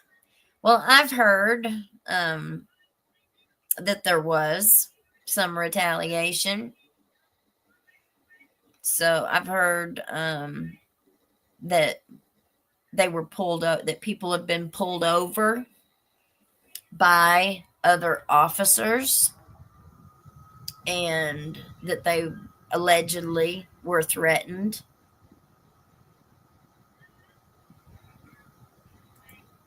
A couple different people had been pulled over, allegedly pulled over and threatened. So, but, we shall see. The way that I kind of see it is nobody knew that Mickey was going to go down there and do what he did with Kevin, So all of this information, you got to remember what the timing was. All of these interviews and this information came out 2 years ago. It came out 2 years prior to what Mickey did.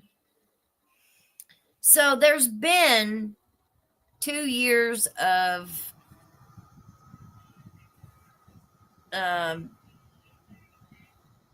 poop hitting the fan, maybe. I guess it's the best way to say it. This has all been building and building and building and building, and you just don't know how far this goes. I've got a whole bunch of other information too. I don't want to dump it all on you in one video, so we're going to take one at a time and move through it pretty methodically. Julie Farrell, many of them should be prosecuted for abuse of power, dereliction of duty, civil rights violations, SA, and more. They should be, but you ain't got nobody who's even trying to check into any of this stuff.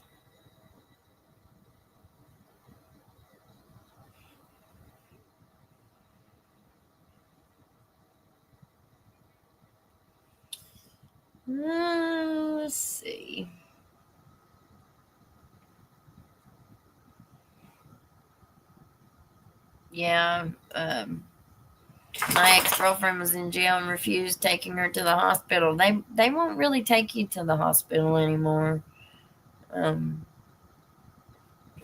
It's pretty bad. There've been several people that have passed away in our jail down here. I remember being in the old Harlan County jail many, many, many years ago, a couple decades ago, before they built the new jail, and they let a woman lay up there, and she had gotten an abscess or something in her teeth, and her face was swelled up, and it was swelled, her whole neck and everything was swelled up. Like, she almost didn't make it. I don't remember exactly what ended up happening. Somehow they ended up getting her out of there, and whenever I saw her the next time I saw her, she had a scar like all the way down this side of her face and her neck and everything, where they had to cut her open. Like, it was unbelievable, the damage that was caused just because nobody took her to the doctor. She had life altering damage for the rest of her life. FBI should be taking this over. A lot of crap went on that basically whoever involved that didn't do their job needs to be held responsible. But who's going to hold them responsible? You know, where do you go to get any accountability for any of this stuff? Are you joking? And from what I'm hearing, there wasn't no angels in these circles, y'all. From what I'm hearing, they were all in on it together. Wanda, he even called her an addict. What gives him the right to call her that? Just because someone makes a mistake doesn't mean it happens all the time. It's just unbelievable. I know one trooper I would trust, but haven't seen him in a few years, but I don't get in trouble, so I'm never in the courthouse or around them. So let them do their thing. No skin off my nose, but it's sad. Yeah. I don't do anything either. I take my kids to ball, and I work, and I take care of dogs, and I clean cat litter boxes all day. My life is exciting. The old jail workers rushed me coming out the door, but I didn't back down.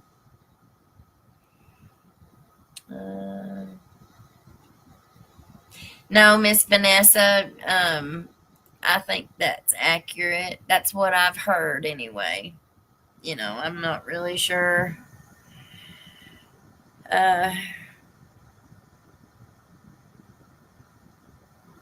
Oh yeah, and we're gonna do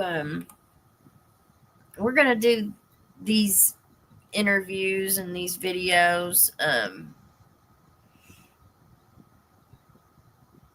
in order. Trying to go through these comments real quick. Can our blood pressure take hearing bends? We might have to make Ben's a members only. But I'll tell you, I'll give you a little sneak peek at Ben's. I listened to the first minute, 30 seconds, minute of when he starts talking. And I'm talking about the investigator. I ain't even talking about Ben. I'm talking about the investigator. Unbelievable how he approaches him. I can tell you this. He approaches Ben a whole lot different than he does that witness that we just listened to.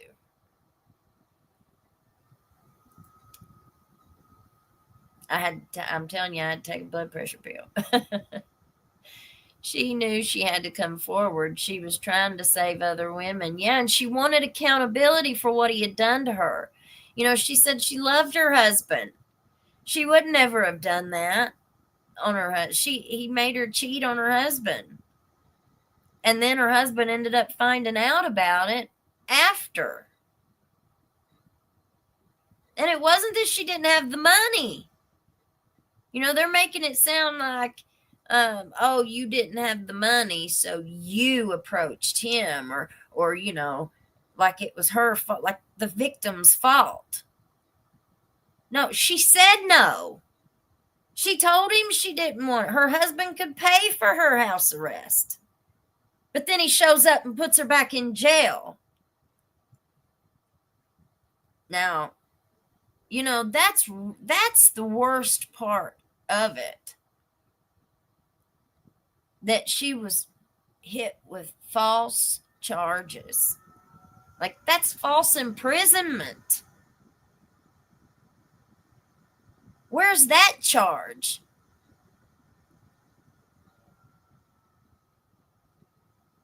That's right, Miss Connie. All this copper AG or whoever needs to do is pull records. It should be there. And if it ain't, then you go looking for whose responsibility it was to make sure those records were in there. But that ain't how it works at Letcher County Courthouse. Oh, no. That ain't how it works.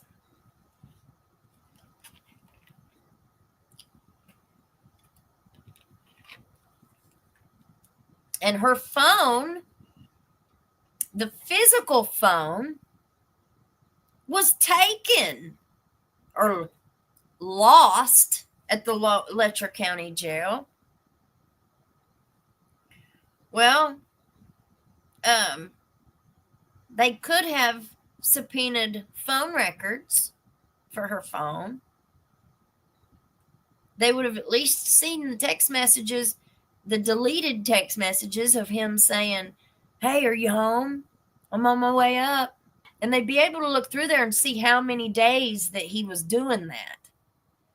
They may not have had any illicit, but she said she erased them so her husband wouldn't find them. I mean, my gosh, I just could not imagine being in her shoes. Oh, I'm sorry, Calvin Blaine. That is like me investigating something my kids did wrong.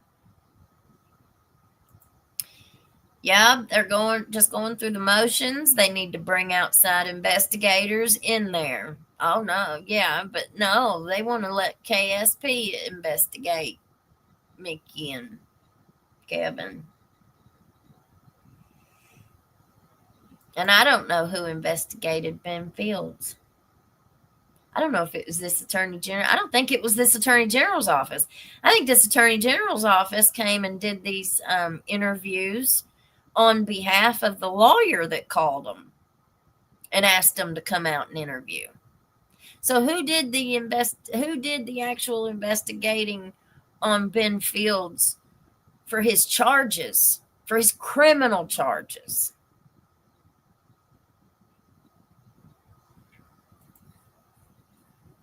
You don't have to feel obligated to report any federal crime in the state that the crime occurred.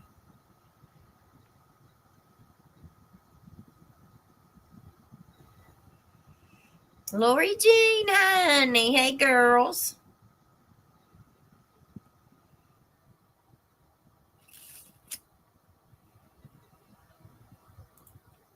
Yes, Miss Julie. Did the sheriff ever get deposed in this case? Yes, he did. He was actually deposed on the Monday before he went up there and did what he did to the judge.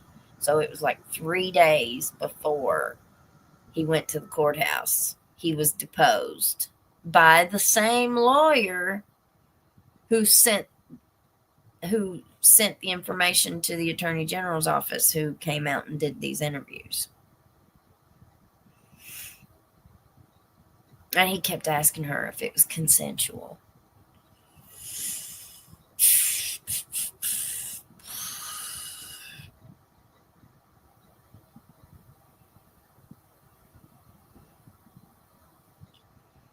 Well,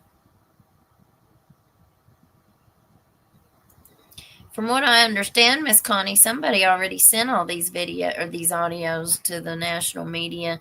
That's where they got that little bitty piece that they played the other night, from what I understand.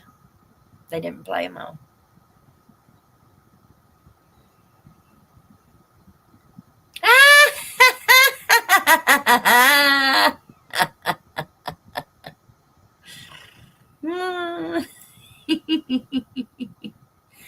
I don't know about the judge. Um, Someone told me today that they thought he had been, but that was the very first time I'd heard that, so I don't know. We don't have any indication that he was deposed by anybody for anything, so I don't know. There's lots of rumors, so kind of digging through what's rumor and what's not is hard, you know.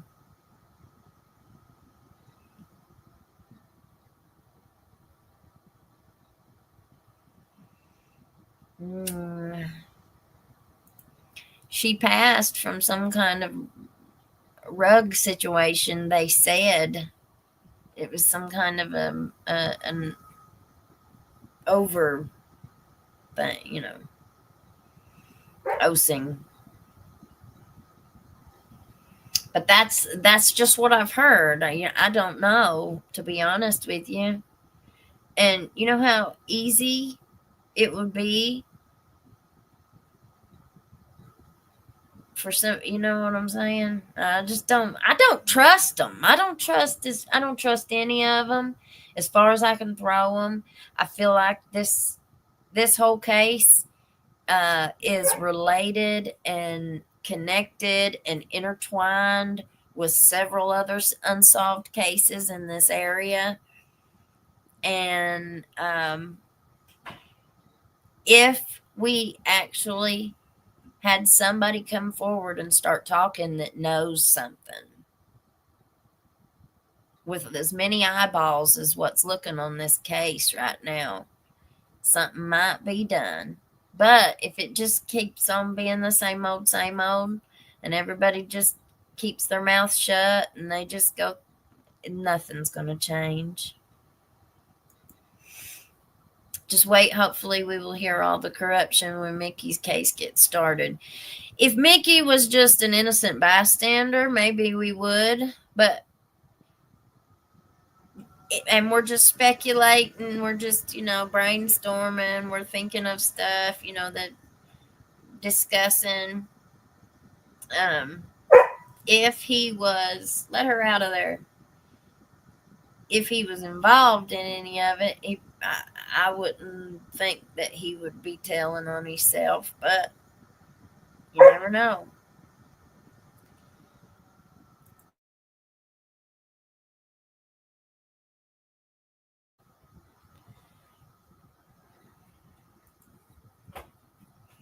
The judge was involved and the sheriff was backed into a corner being named in that deputy investigation. It could have come down to, well, you guys wait until we get some of these other interviews. You're going to be surprised at some of the other stuff that is alleged.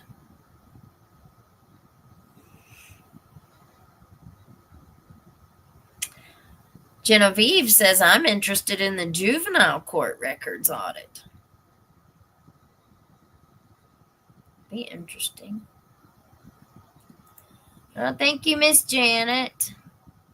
Bless you, bless you. And I guess that's a $2 super chat. Thank you so much for your super chat, honey. I sure do appreciate every single one of them.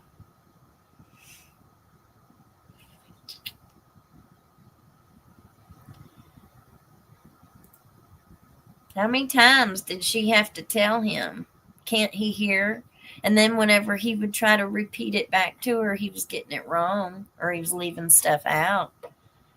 I was just so disappointed. I was absolutely just, And every time I hear something, I'm just more and more disappointed, you know? Like, I don't have any faith in these systems, but, you know, it'd be awful that you don't have one honest, like, what? Really? We don't have anybody that we can trust?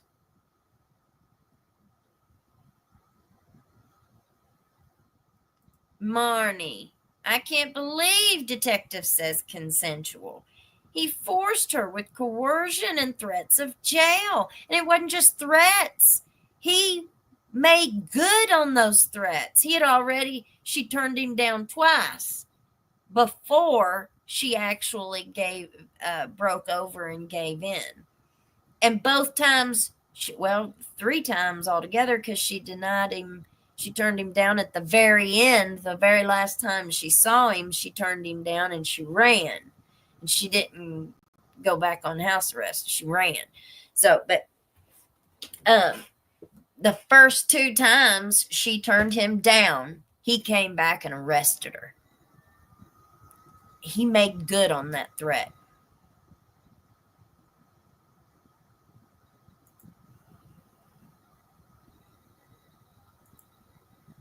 Jewel Bentley, need checks and balances.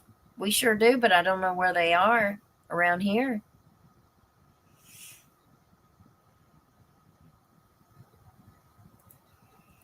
Kenneth Collins, that's why he is talking to her. Nothing is wrote down nowhere. That is how he got away with it.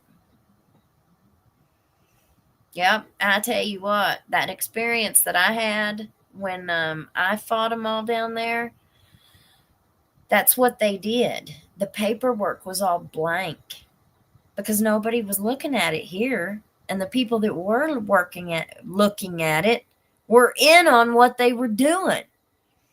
But when I filed an appeal with Frankfurt and they had to produce all those documents and I got them back in my discovery, they were all blank. Nothing was filled out like it was supposed to. They used it. They used the system.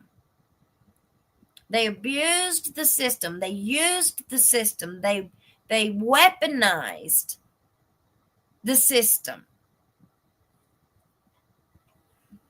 to hurt other people and to take advantage of them. My experience was with the social services down here and the police, both of them.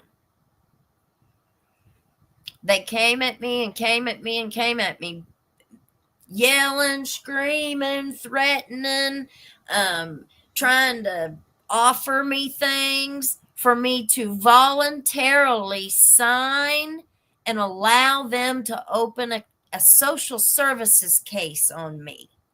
And I refused to voluntarily sign and allow them to open a case. So they didn't have any probable cause. They did not have anything to open the case. They had no reason to open the case against me. So what do? They go to a grand jury. They go in there, a cop goes in there and lies to the grand jury, misleads them terribly with Edison Banks, get an indictment on me, felony, misdemeanor, and then that's when the cop came and picked me up at 9:30 at night, thinking he was going to find me there alone with my kids so he could take my kids and have social services come. I went to jail the next day. Part of my release, part of my bond, my signature bond was to cooperate with social services. So they used the indictment as a substantiated reason to open that case that I refused to voluntarily sign to allow them to open. You can't do that. That wasn't a conviction. They legally they could not do that, but they did it all behind the scenes. They worked it together. They talked to it. They conspired to make sure that they showed me who was boss and that they could get anything they wanted done. I didn't have no choice. If I wanted to stay out of jail on bond from the BS that they had come at me with, then I had to cooperate with social services, and that allowed them to open a case. So 6 months later, they go to close the case. I had to go along with it. I had no other choice. But at the end of the case, when they close it out, you have a 30-day window that you can appeal the whole thing with Frankfurt. I appealed with Frankfurt. I wanted my administrative hearing. I wanted accountability. I wanted somebody away from here to see what they had done, see the dirt that they had done to me. Well, they sure weren't going to come out and say anything, but they had to show me what was in the file, and it was all blank. So Frankfurt had everything wiped away. They had everything that the case, everything was to be removed. They don't tell people that if they open a case, social services case or something like that, then you automatically go on like a child abuse and neglect registry for 7 years. It's very similar to, and I'm no lawyer, I'm just telling you from experience what happened to me. But they don't tell you that. So, in my settlement with Frankfurt, they said that if I had been inadvertently placed on that registry, my name was to be removed immediately. So I ended up winning in the end, but like I've said many times, at what cost?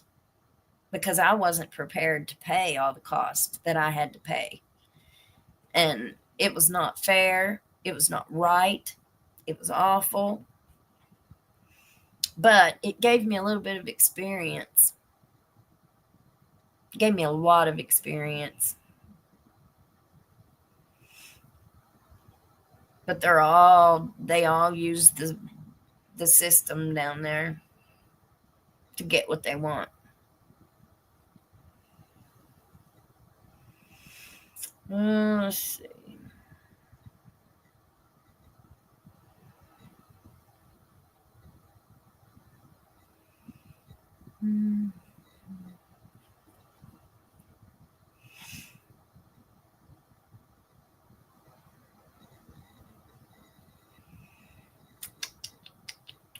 Nine out of 10 of the cops have disgusting attitudes around here, unfortunately.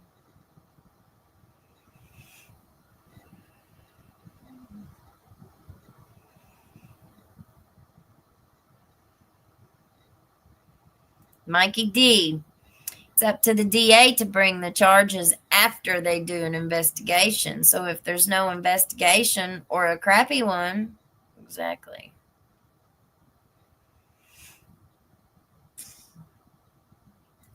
Yes, Bert. Amen. Not a relationship. Yes, I'm late. I know. I'm responding to something y'all are way past. It's okay.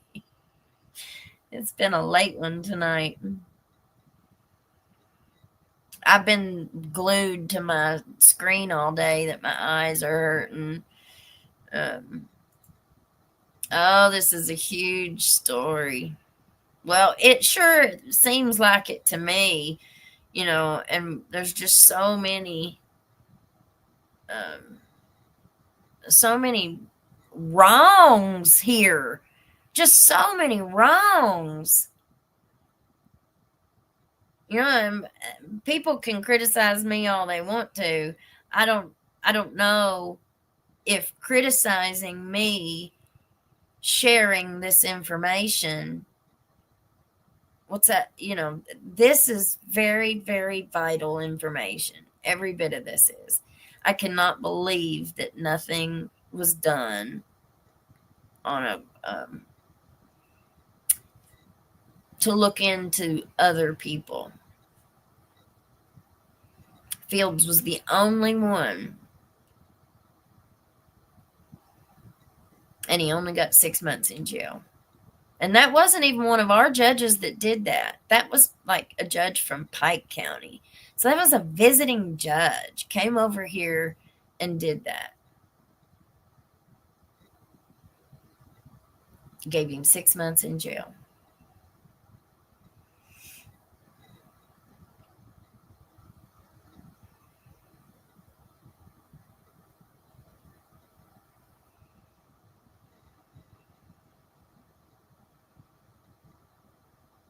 Knitting artisan. Any idea if Mickey was involved in this? Obviously, don't answer if you don't feel comfortable speculating. Wait till we get done with these interviews. And because I think it tells us a little bit in these interviews. Good thing God spared you from that job. Amen, Miss Debbie. Amen. Praise the Lord. Sometimes we just absolutely don't know what God is protecting us from.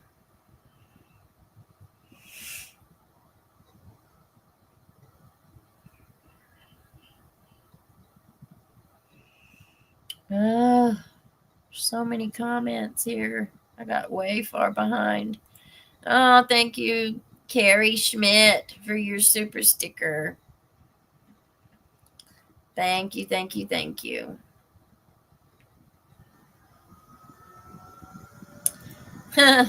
Jägermeister Brown, relationship, police definition. Yep.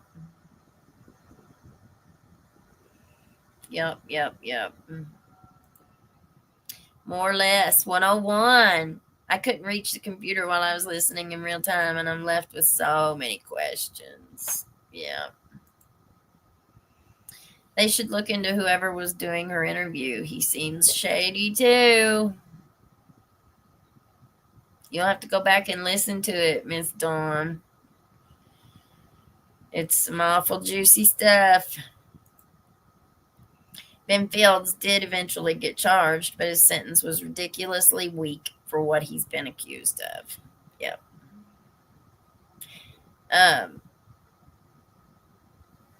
Yep. I wonder when he was charged. I might have to go look all them dates up and stuff.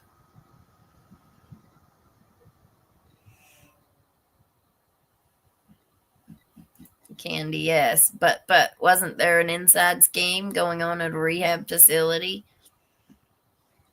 Hey. I've heard some really, really bad stuff with the rehab thing. So we're just going to have to see what we get in these, when we get through all these interviews and the Facebook messages and all that stuff that I got. We're going to look through it all.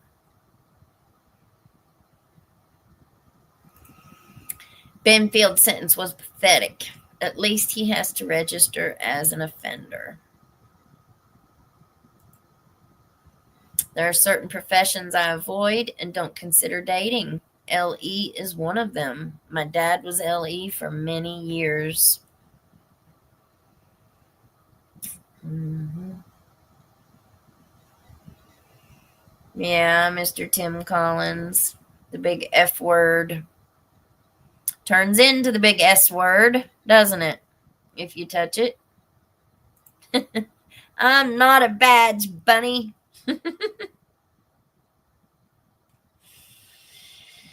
Oh. Let's see.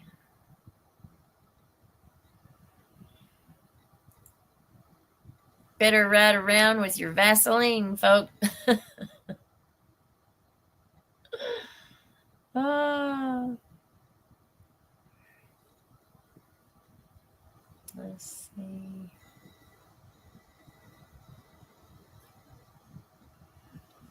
Yeah, please hit that like and subscribe button if you're not subscribed. I think like 65% of my viewers aren't subscribed. So hit that subscribe button, y'all. I ain't too proud to beg. It's free. Don't cost you a dime.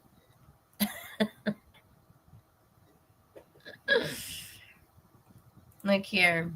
I contacted the FBI about Letcher County, but they wanted no part in an investigation. Did Mullins recuse himself from the Fields criminal case, or was he forced to? Or was he the presiding judge? No, I don't think he was the presiding judge. It was a judge from Pike County that had to come in and do it. I'm not sure if he was forced to resign in the criminal case. Pillersdorf said on the civil case, when he went to file in the Letcher County District Courtroom, he asked Mullins to recuse himself, and Mullins didn't want to recuse himself. He tried his very best to keep that civil case, his hands on it. And Pillersdorf said that he had to refuse to practice law in front of Judge Mullins. And that, I think, made him end up recusing himself. But still, even once they brought a guest judge from Pike County over here to fill in, he still gave him only 6 months. So what do you think he did? You think he's asked Judge Mullins what he wanted him to do? I'd say that's what he did, and he did exactly what Judge Mullins wanted him to do. I mean, I'm just speculating, but that's what I think happened. And I think it happens all the time. I don't think this is anything special. I think that kind of thing happens all the time. Miss Wanda says this stuff goes really deep. It's no telling who all is involved. Maybe Sunday it will all come out. I know it's in every county, not just there.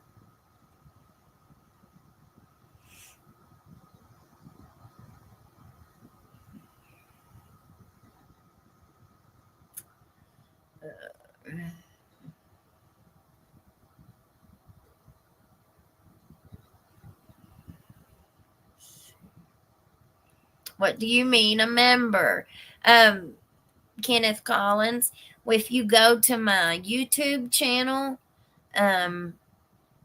in all the descriptions, even on this video, over in the description, it gives a link to the Hillbilly Crime, and you can become a member. You can join as a member.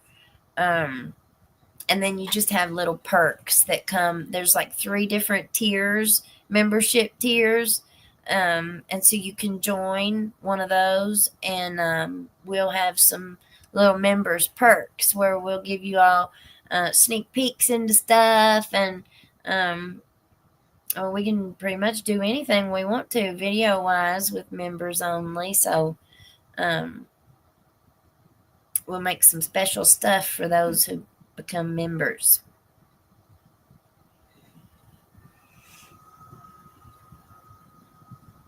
And set your notification bell so you don't miss a show. We're going to be doing a show every day. Maybe take off on Sundays or Saturdays, but I'm going to try to do a live show every single day.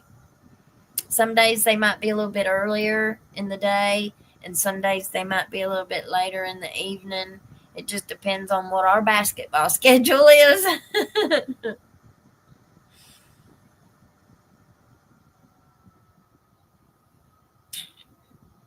Samantha, that's a good point. She says it's so sad that she had to go through all of that. Ben should get talking charges also. The way she described that, that's what that really was, wasn't it, Miss Samantha? I didn't think about that until you said that. But that's exactly what she was describing. That was Alkin behavior. Absolutely.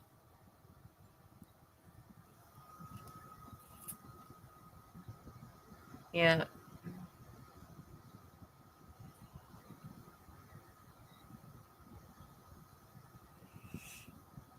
Let's see. A diamond in the sticks. That's why I can't feel sorry for the wives. Um, they have to be born yesterday to be that, not to know better, in my opinion. They're just as bad. Feel sorry for the daughters. Well, Field's wife said she was standing by her man, buddy. And she still works at the courthouse in a much better job now than what she had before. So, what's that? They reward you, reward your spouse with a better job? Keep them close, keep your friends close and your enemies closer, y'all.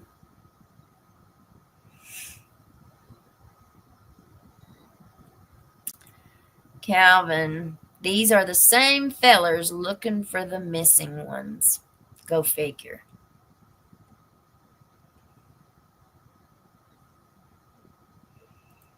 Yeah, Miss Vanessa.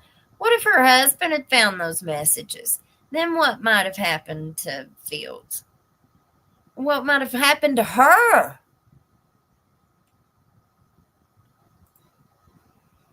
You guys need a turtle boy like person like Karen Reed to make these issues reported. Well, I think I might be the closest thing we got to turtle boy.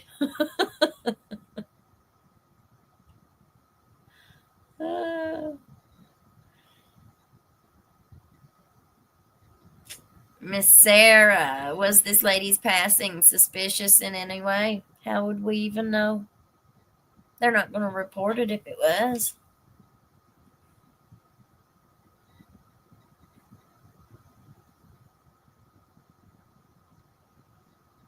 Yeah, Thomas Sharp.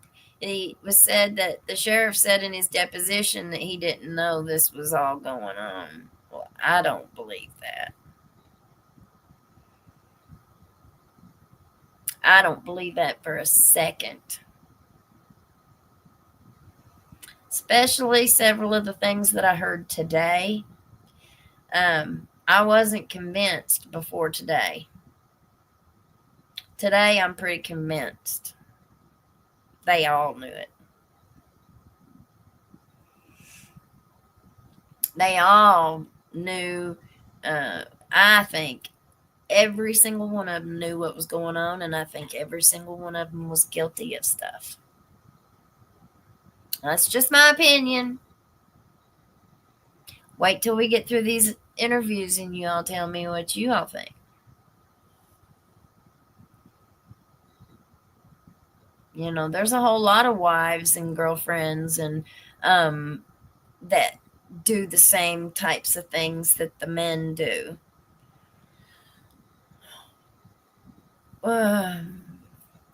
I'll save that for later. Miss Lori Jean, thank you, thank you, thank you. So excited for Fish on Thursday. You're gonna kick butt. Thank you, Miss Lori. Thank you, thank you, thank you. Thank you for your super chat. God bless you all. Mr. Calvin, don't believe nothing you hear and only half of what you see. I've been told that most of my life. Have you been into the courthouse since they added the metal detectors? Like you said, our county, East Kentucky, is always 20 years behind. Yeah, I went in there the other day, not too awful long ago, and they have it. It's just a little old. It ain't no high tech redneck thing. It looks like they bought the cheapest one they could find. It looks like they bought the smallest and cheapest model they could find.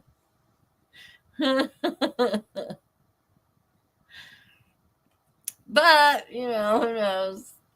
And they're hiring, from what I understand, they're hiring these young boys to run it.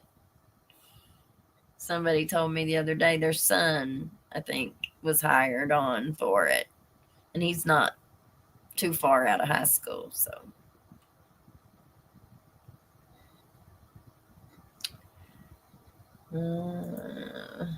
knitting artisan, you mean it gets worse? Oh yeah, it gets a lot worse.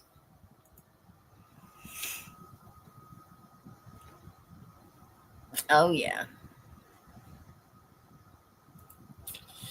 Terry Crocker, why am I getting a feeling Stines ain't is not squeaky clean either? Ugh. What I found out today, what I heard today, opens up a whole new. It turns it into a whole new ball game. What do you have to do to be a member? I think the cheapest one is like 99 cents. So you can be the cheapest tier member for 99 cents. And then I think the next tier member is like $2.99.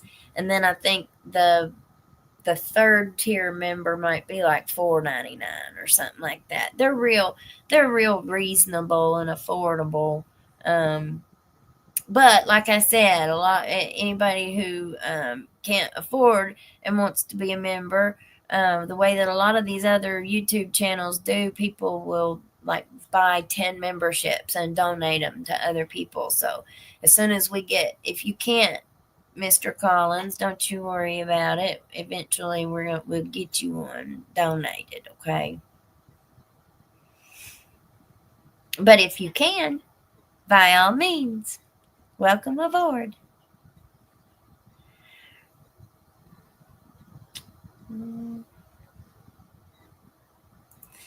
Justice Kentucky. To be a member, you should see the join button next to the subscribe button. So look there, Mr. Collins. Look next to the subscribe button.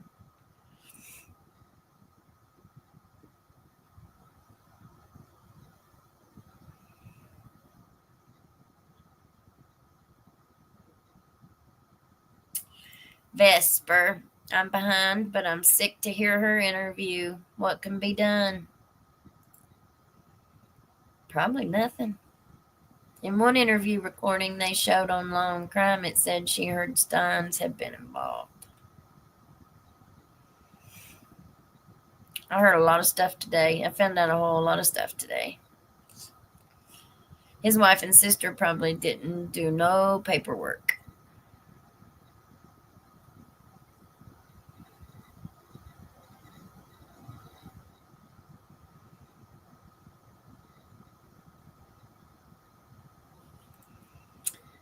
Jägermeister Brown, you know how brave she was to go in and talk about this? She was never going to get a fair shake. No. This crap is going on all over our country. How can we trust any of them?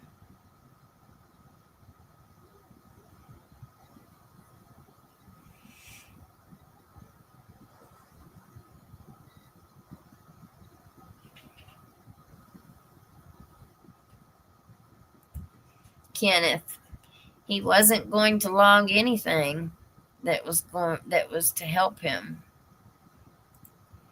That is so traumatic. I'm so sorry that happened to you. I had something similar. Extremely scary. It is. I had to spend 6 years of my life dealing with that. And it cost me over $6,000 with Pillersdorf. And it was awful. It was unreal. They threatened me with emergency removal hearings. And then one of the social workers' wife, he wasn't really one that came at me hard, but one day he did call me being very, very disrespectful. He was part of it. And now his wife is running for, she ran for magistrate, and now she's running for judge executive.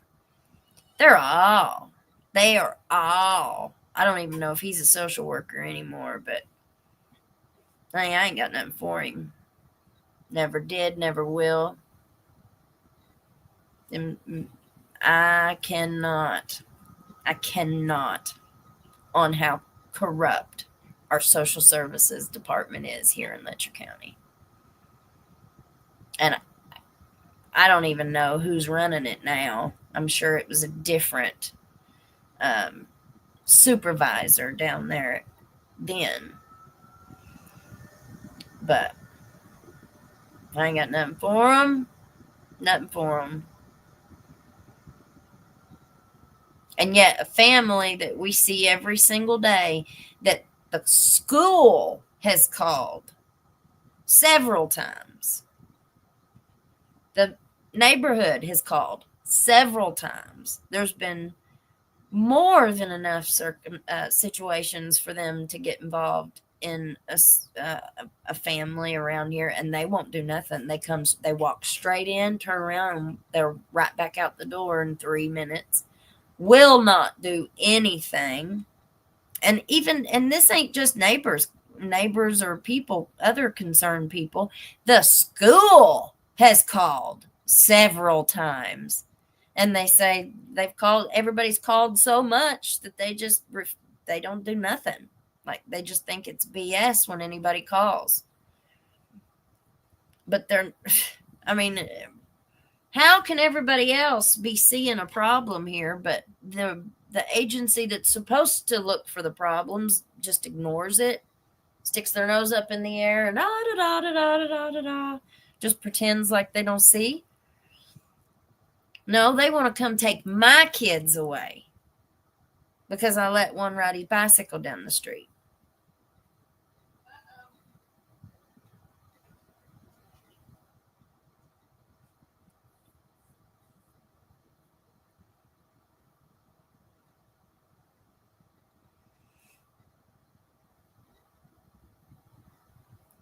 Jägermeister says $6.99 a month. Okay, I'm sorry. I think I said $4.99. $6.99. Talk about the long arm of the law. Jeez.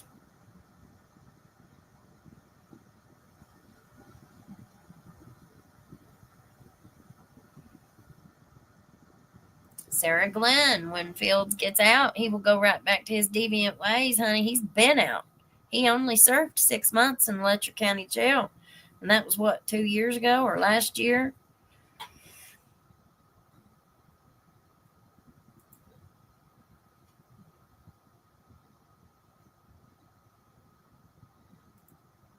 Only sharing what's available to the public. It came from a public records request. And anybody that would like to go, if you're ever interested, we have a friend here, Justice Kentucky. If anybody wants to go and check out, he's got a YouTube channel. Go check out his YouTube channel, Justice Kentucky. Wonderful, wonderful, wonderful channel.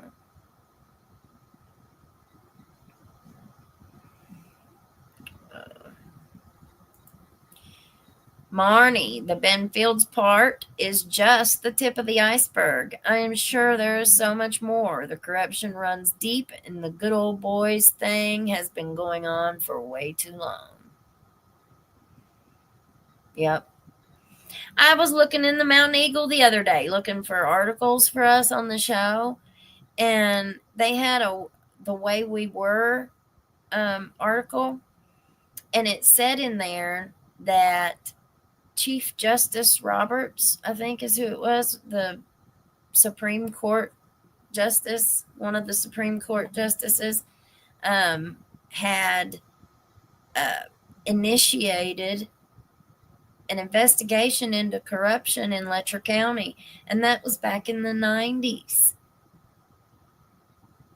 And I tried to go back and look and see if I could find it, but it was too far back for the archives in the Mountain Eagle, I couldn't find the article. I couldn't find any articles regarding that, but it was in the way that we were part. So, and I started looking into Dr. Acker and Tammy Acker. That was a big case that was here in this area. It was a home invasion, and so we're going to look at that case too. We were going to do that today. That was what I had on schedule for today, but I had all this kind of drop in my lap this morning, so it kind of changed our plans. Sarah Glenn, he said relationship probably 6 times already. Yeah. I just could not believe that. Could not believe that. Get Lucky Fishing. How many other small towns in Kentucky you reckon this crazy stuff going on? Probably in all of them, honey. Because they all know each other. You know, if this was going on, and remember, it was going on in Hazard too. The Perry County Commonwealth attorney was doing craziness to people.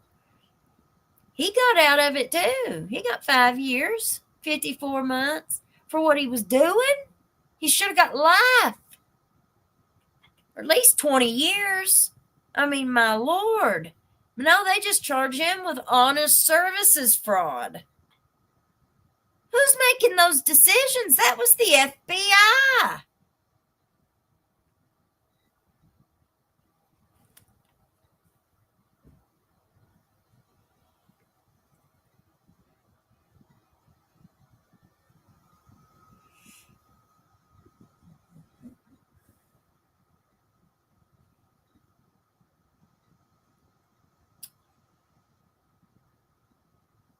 And it's not just in Kentucky either. I watch more stories than you guys could even believe.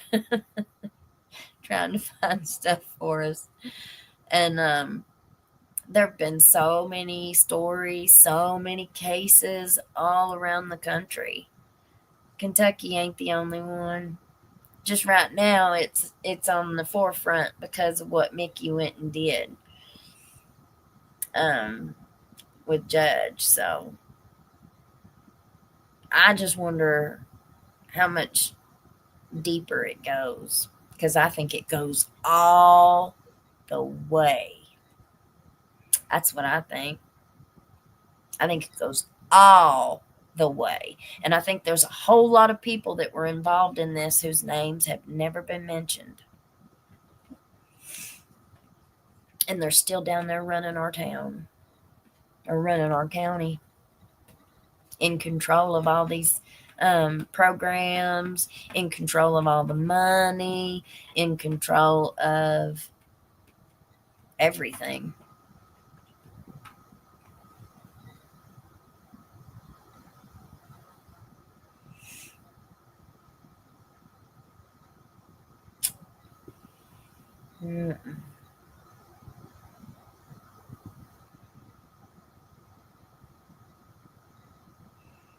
I after we would do a live, sometimes I would try to go back and look at our chat and read it where I was busy doing something and I never could find it. Well, today, oh my gosh, Miss Marnie, bless you, bless you, bless you. Thank you so much.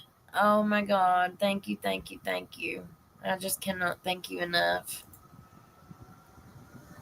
This is the only job I have right now.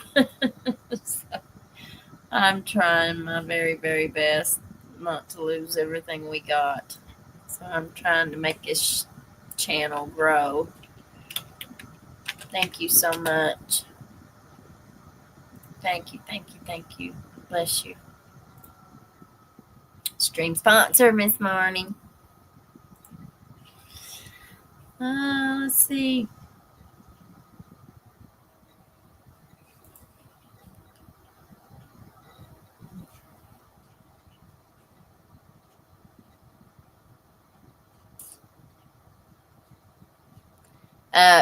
Miss Mert.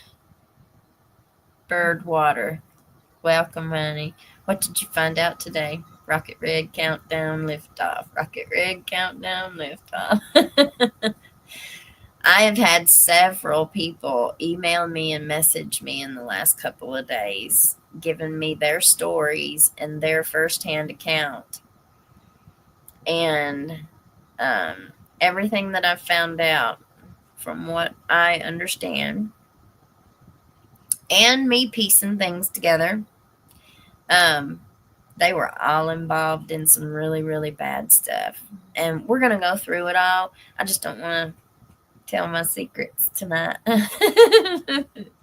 So we can have another great video. Y'all stay tuned and we'll get through all this stuff. I've got so much stuff that we can go through for days and days and days and do shows on. So there's a lot of information out there. But nobody's told it. Nobody's put it out. But we will. It's all public records.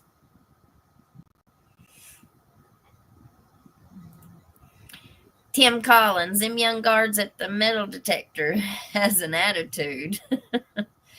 Most of them do. Give them a badge. Give them a little bit of power.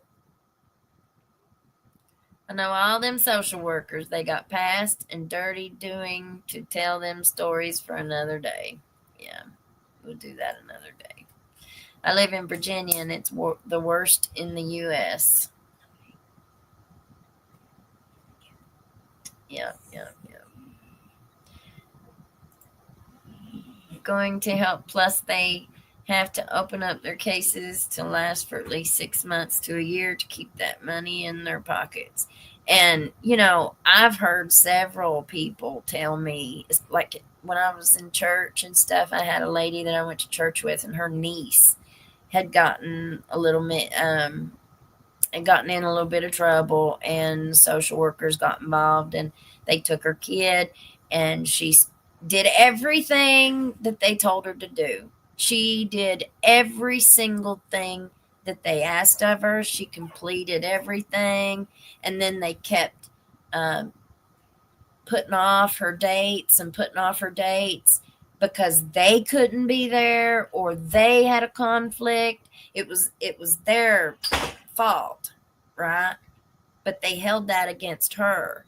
And now it used to be 1 year. Children are, if they were in the foster system for 1 year, then the courts could petition for your parental rights to be terminated, and they can put your child up for adoption.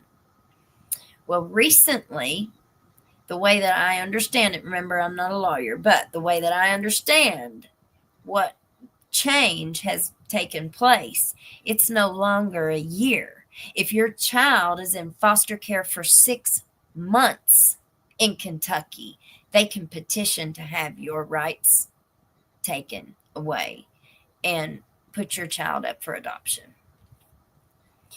And I don't know if she ever did get her children back, but I know that that's what had happened to her. My friend's niece was, and my friend was in church for decades. She helped her, supported her niece, helped her get on her feet. The girl was doing great and had done everything she was supposed to do. And because of the workers' inability to be responsible, and because of the workers' incompetence, which is a big thing around here. You got a whole lot of incompetent people. I don't know if she ever got her kids back or not. Missouri, several years ago, had a big blowout with their social services and juvenile court system. Tons of families got a public forum and blew the lid plumb off. They carried it on public access TV. I read an article several years ago when I was going through my situation, and it talked about Kentucky being and this was several years ago, but it talked about Kentucky being the one of the highest states for children being taken away. I think, if I'm not mistaken, if I can remember it correctly, I think it was something about how the state was kidnapping people's children, right out of their homes through the social workers. I mean, or maybe it might have been that our state was like the highest in adopting kids out or something. I don't remember. I'll have to go look that article up and see what it said. Right off the top of my head, it's been too many years. But I did a ton of research. I was fighting them tooth and nail. And what made them mad was that I hired an attorney. I hired a lawyer. Ned said, "Oh, don't worry about this. That ain't nothing gonna happen. It'll be all right." Next thing I know, I was indicted. And they were coming to pick me up and take me to jail. I called him I called Pillersdorf and told him. He was just shocked. He couldn't believe that it was going that way. He was like, "Whoa, who did you make mad?"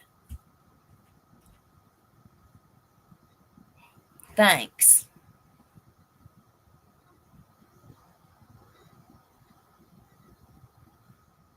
I should be allowed to hire an attorney to protect myself and not have to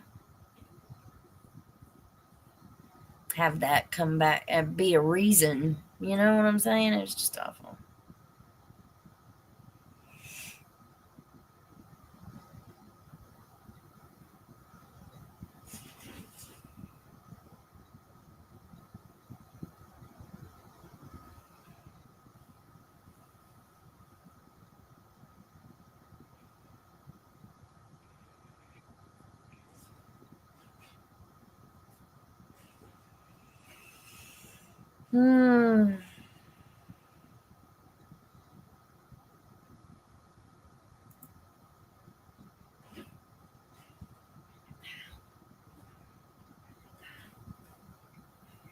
Okay, or see you later. I have worked with social workers for over 20 years. Only 5 or so have been decent.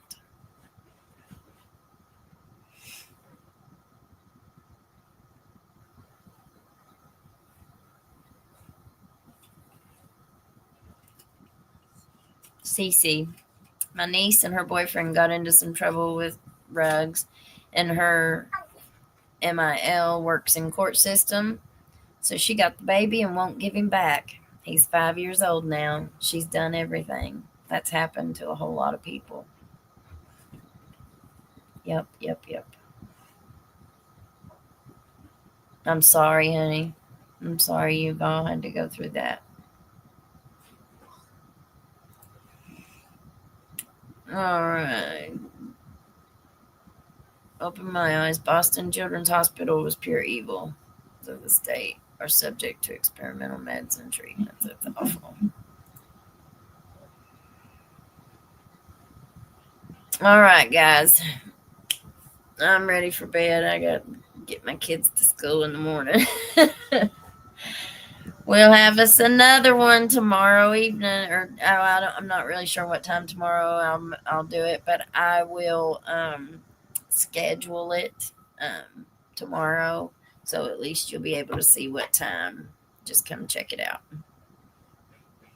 Leanne Cotner. Hello from Jackson, Tennessee. So happy to be here. We're getting ready to leave, Miss Leanne. But you check the replay, okay?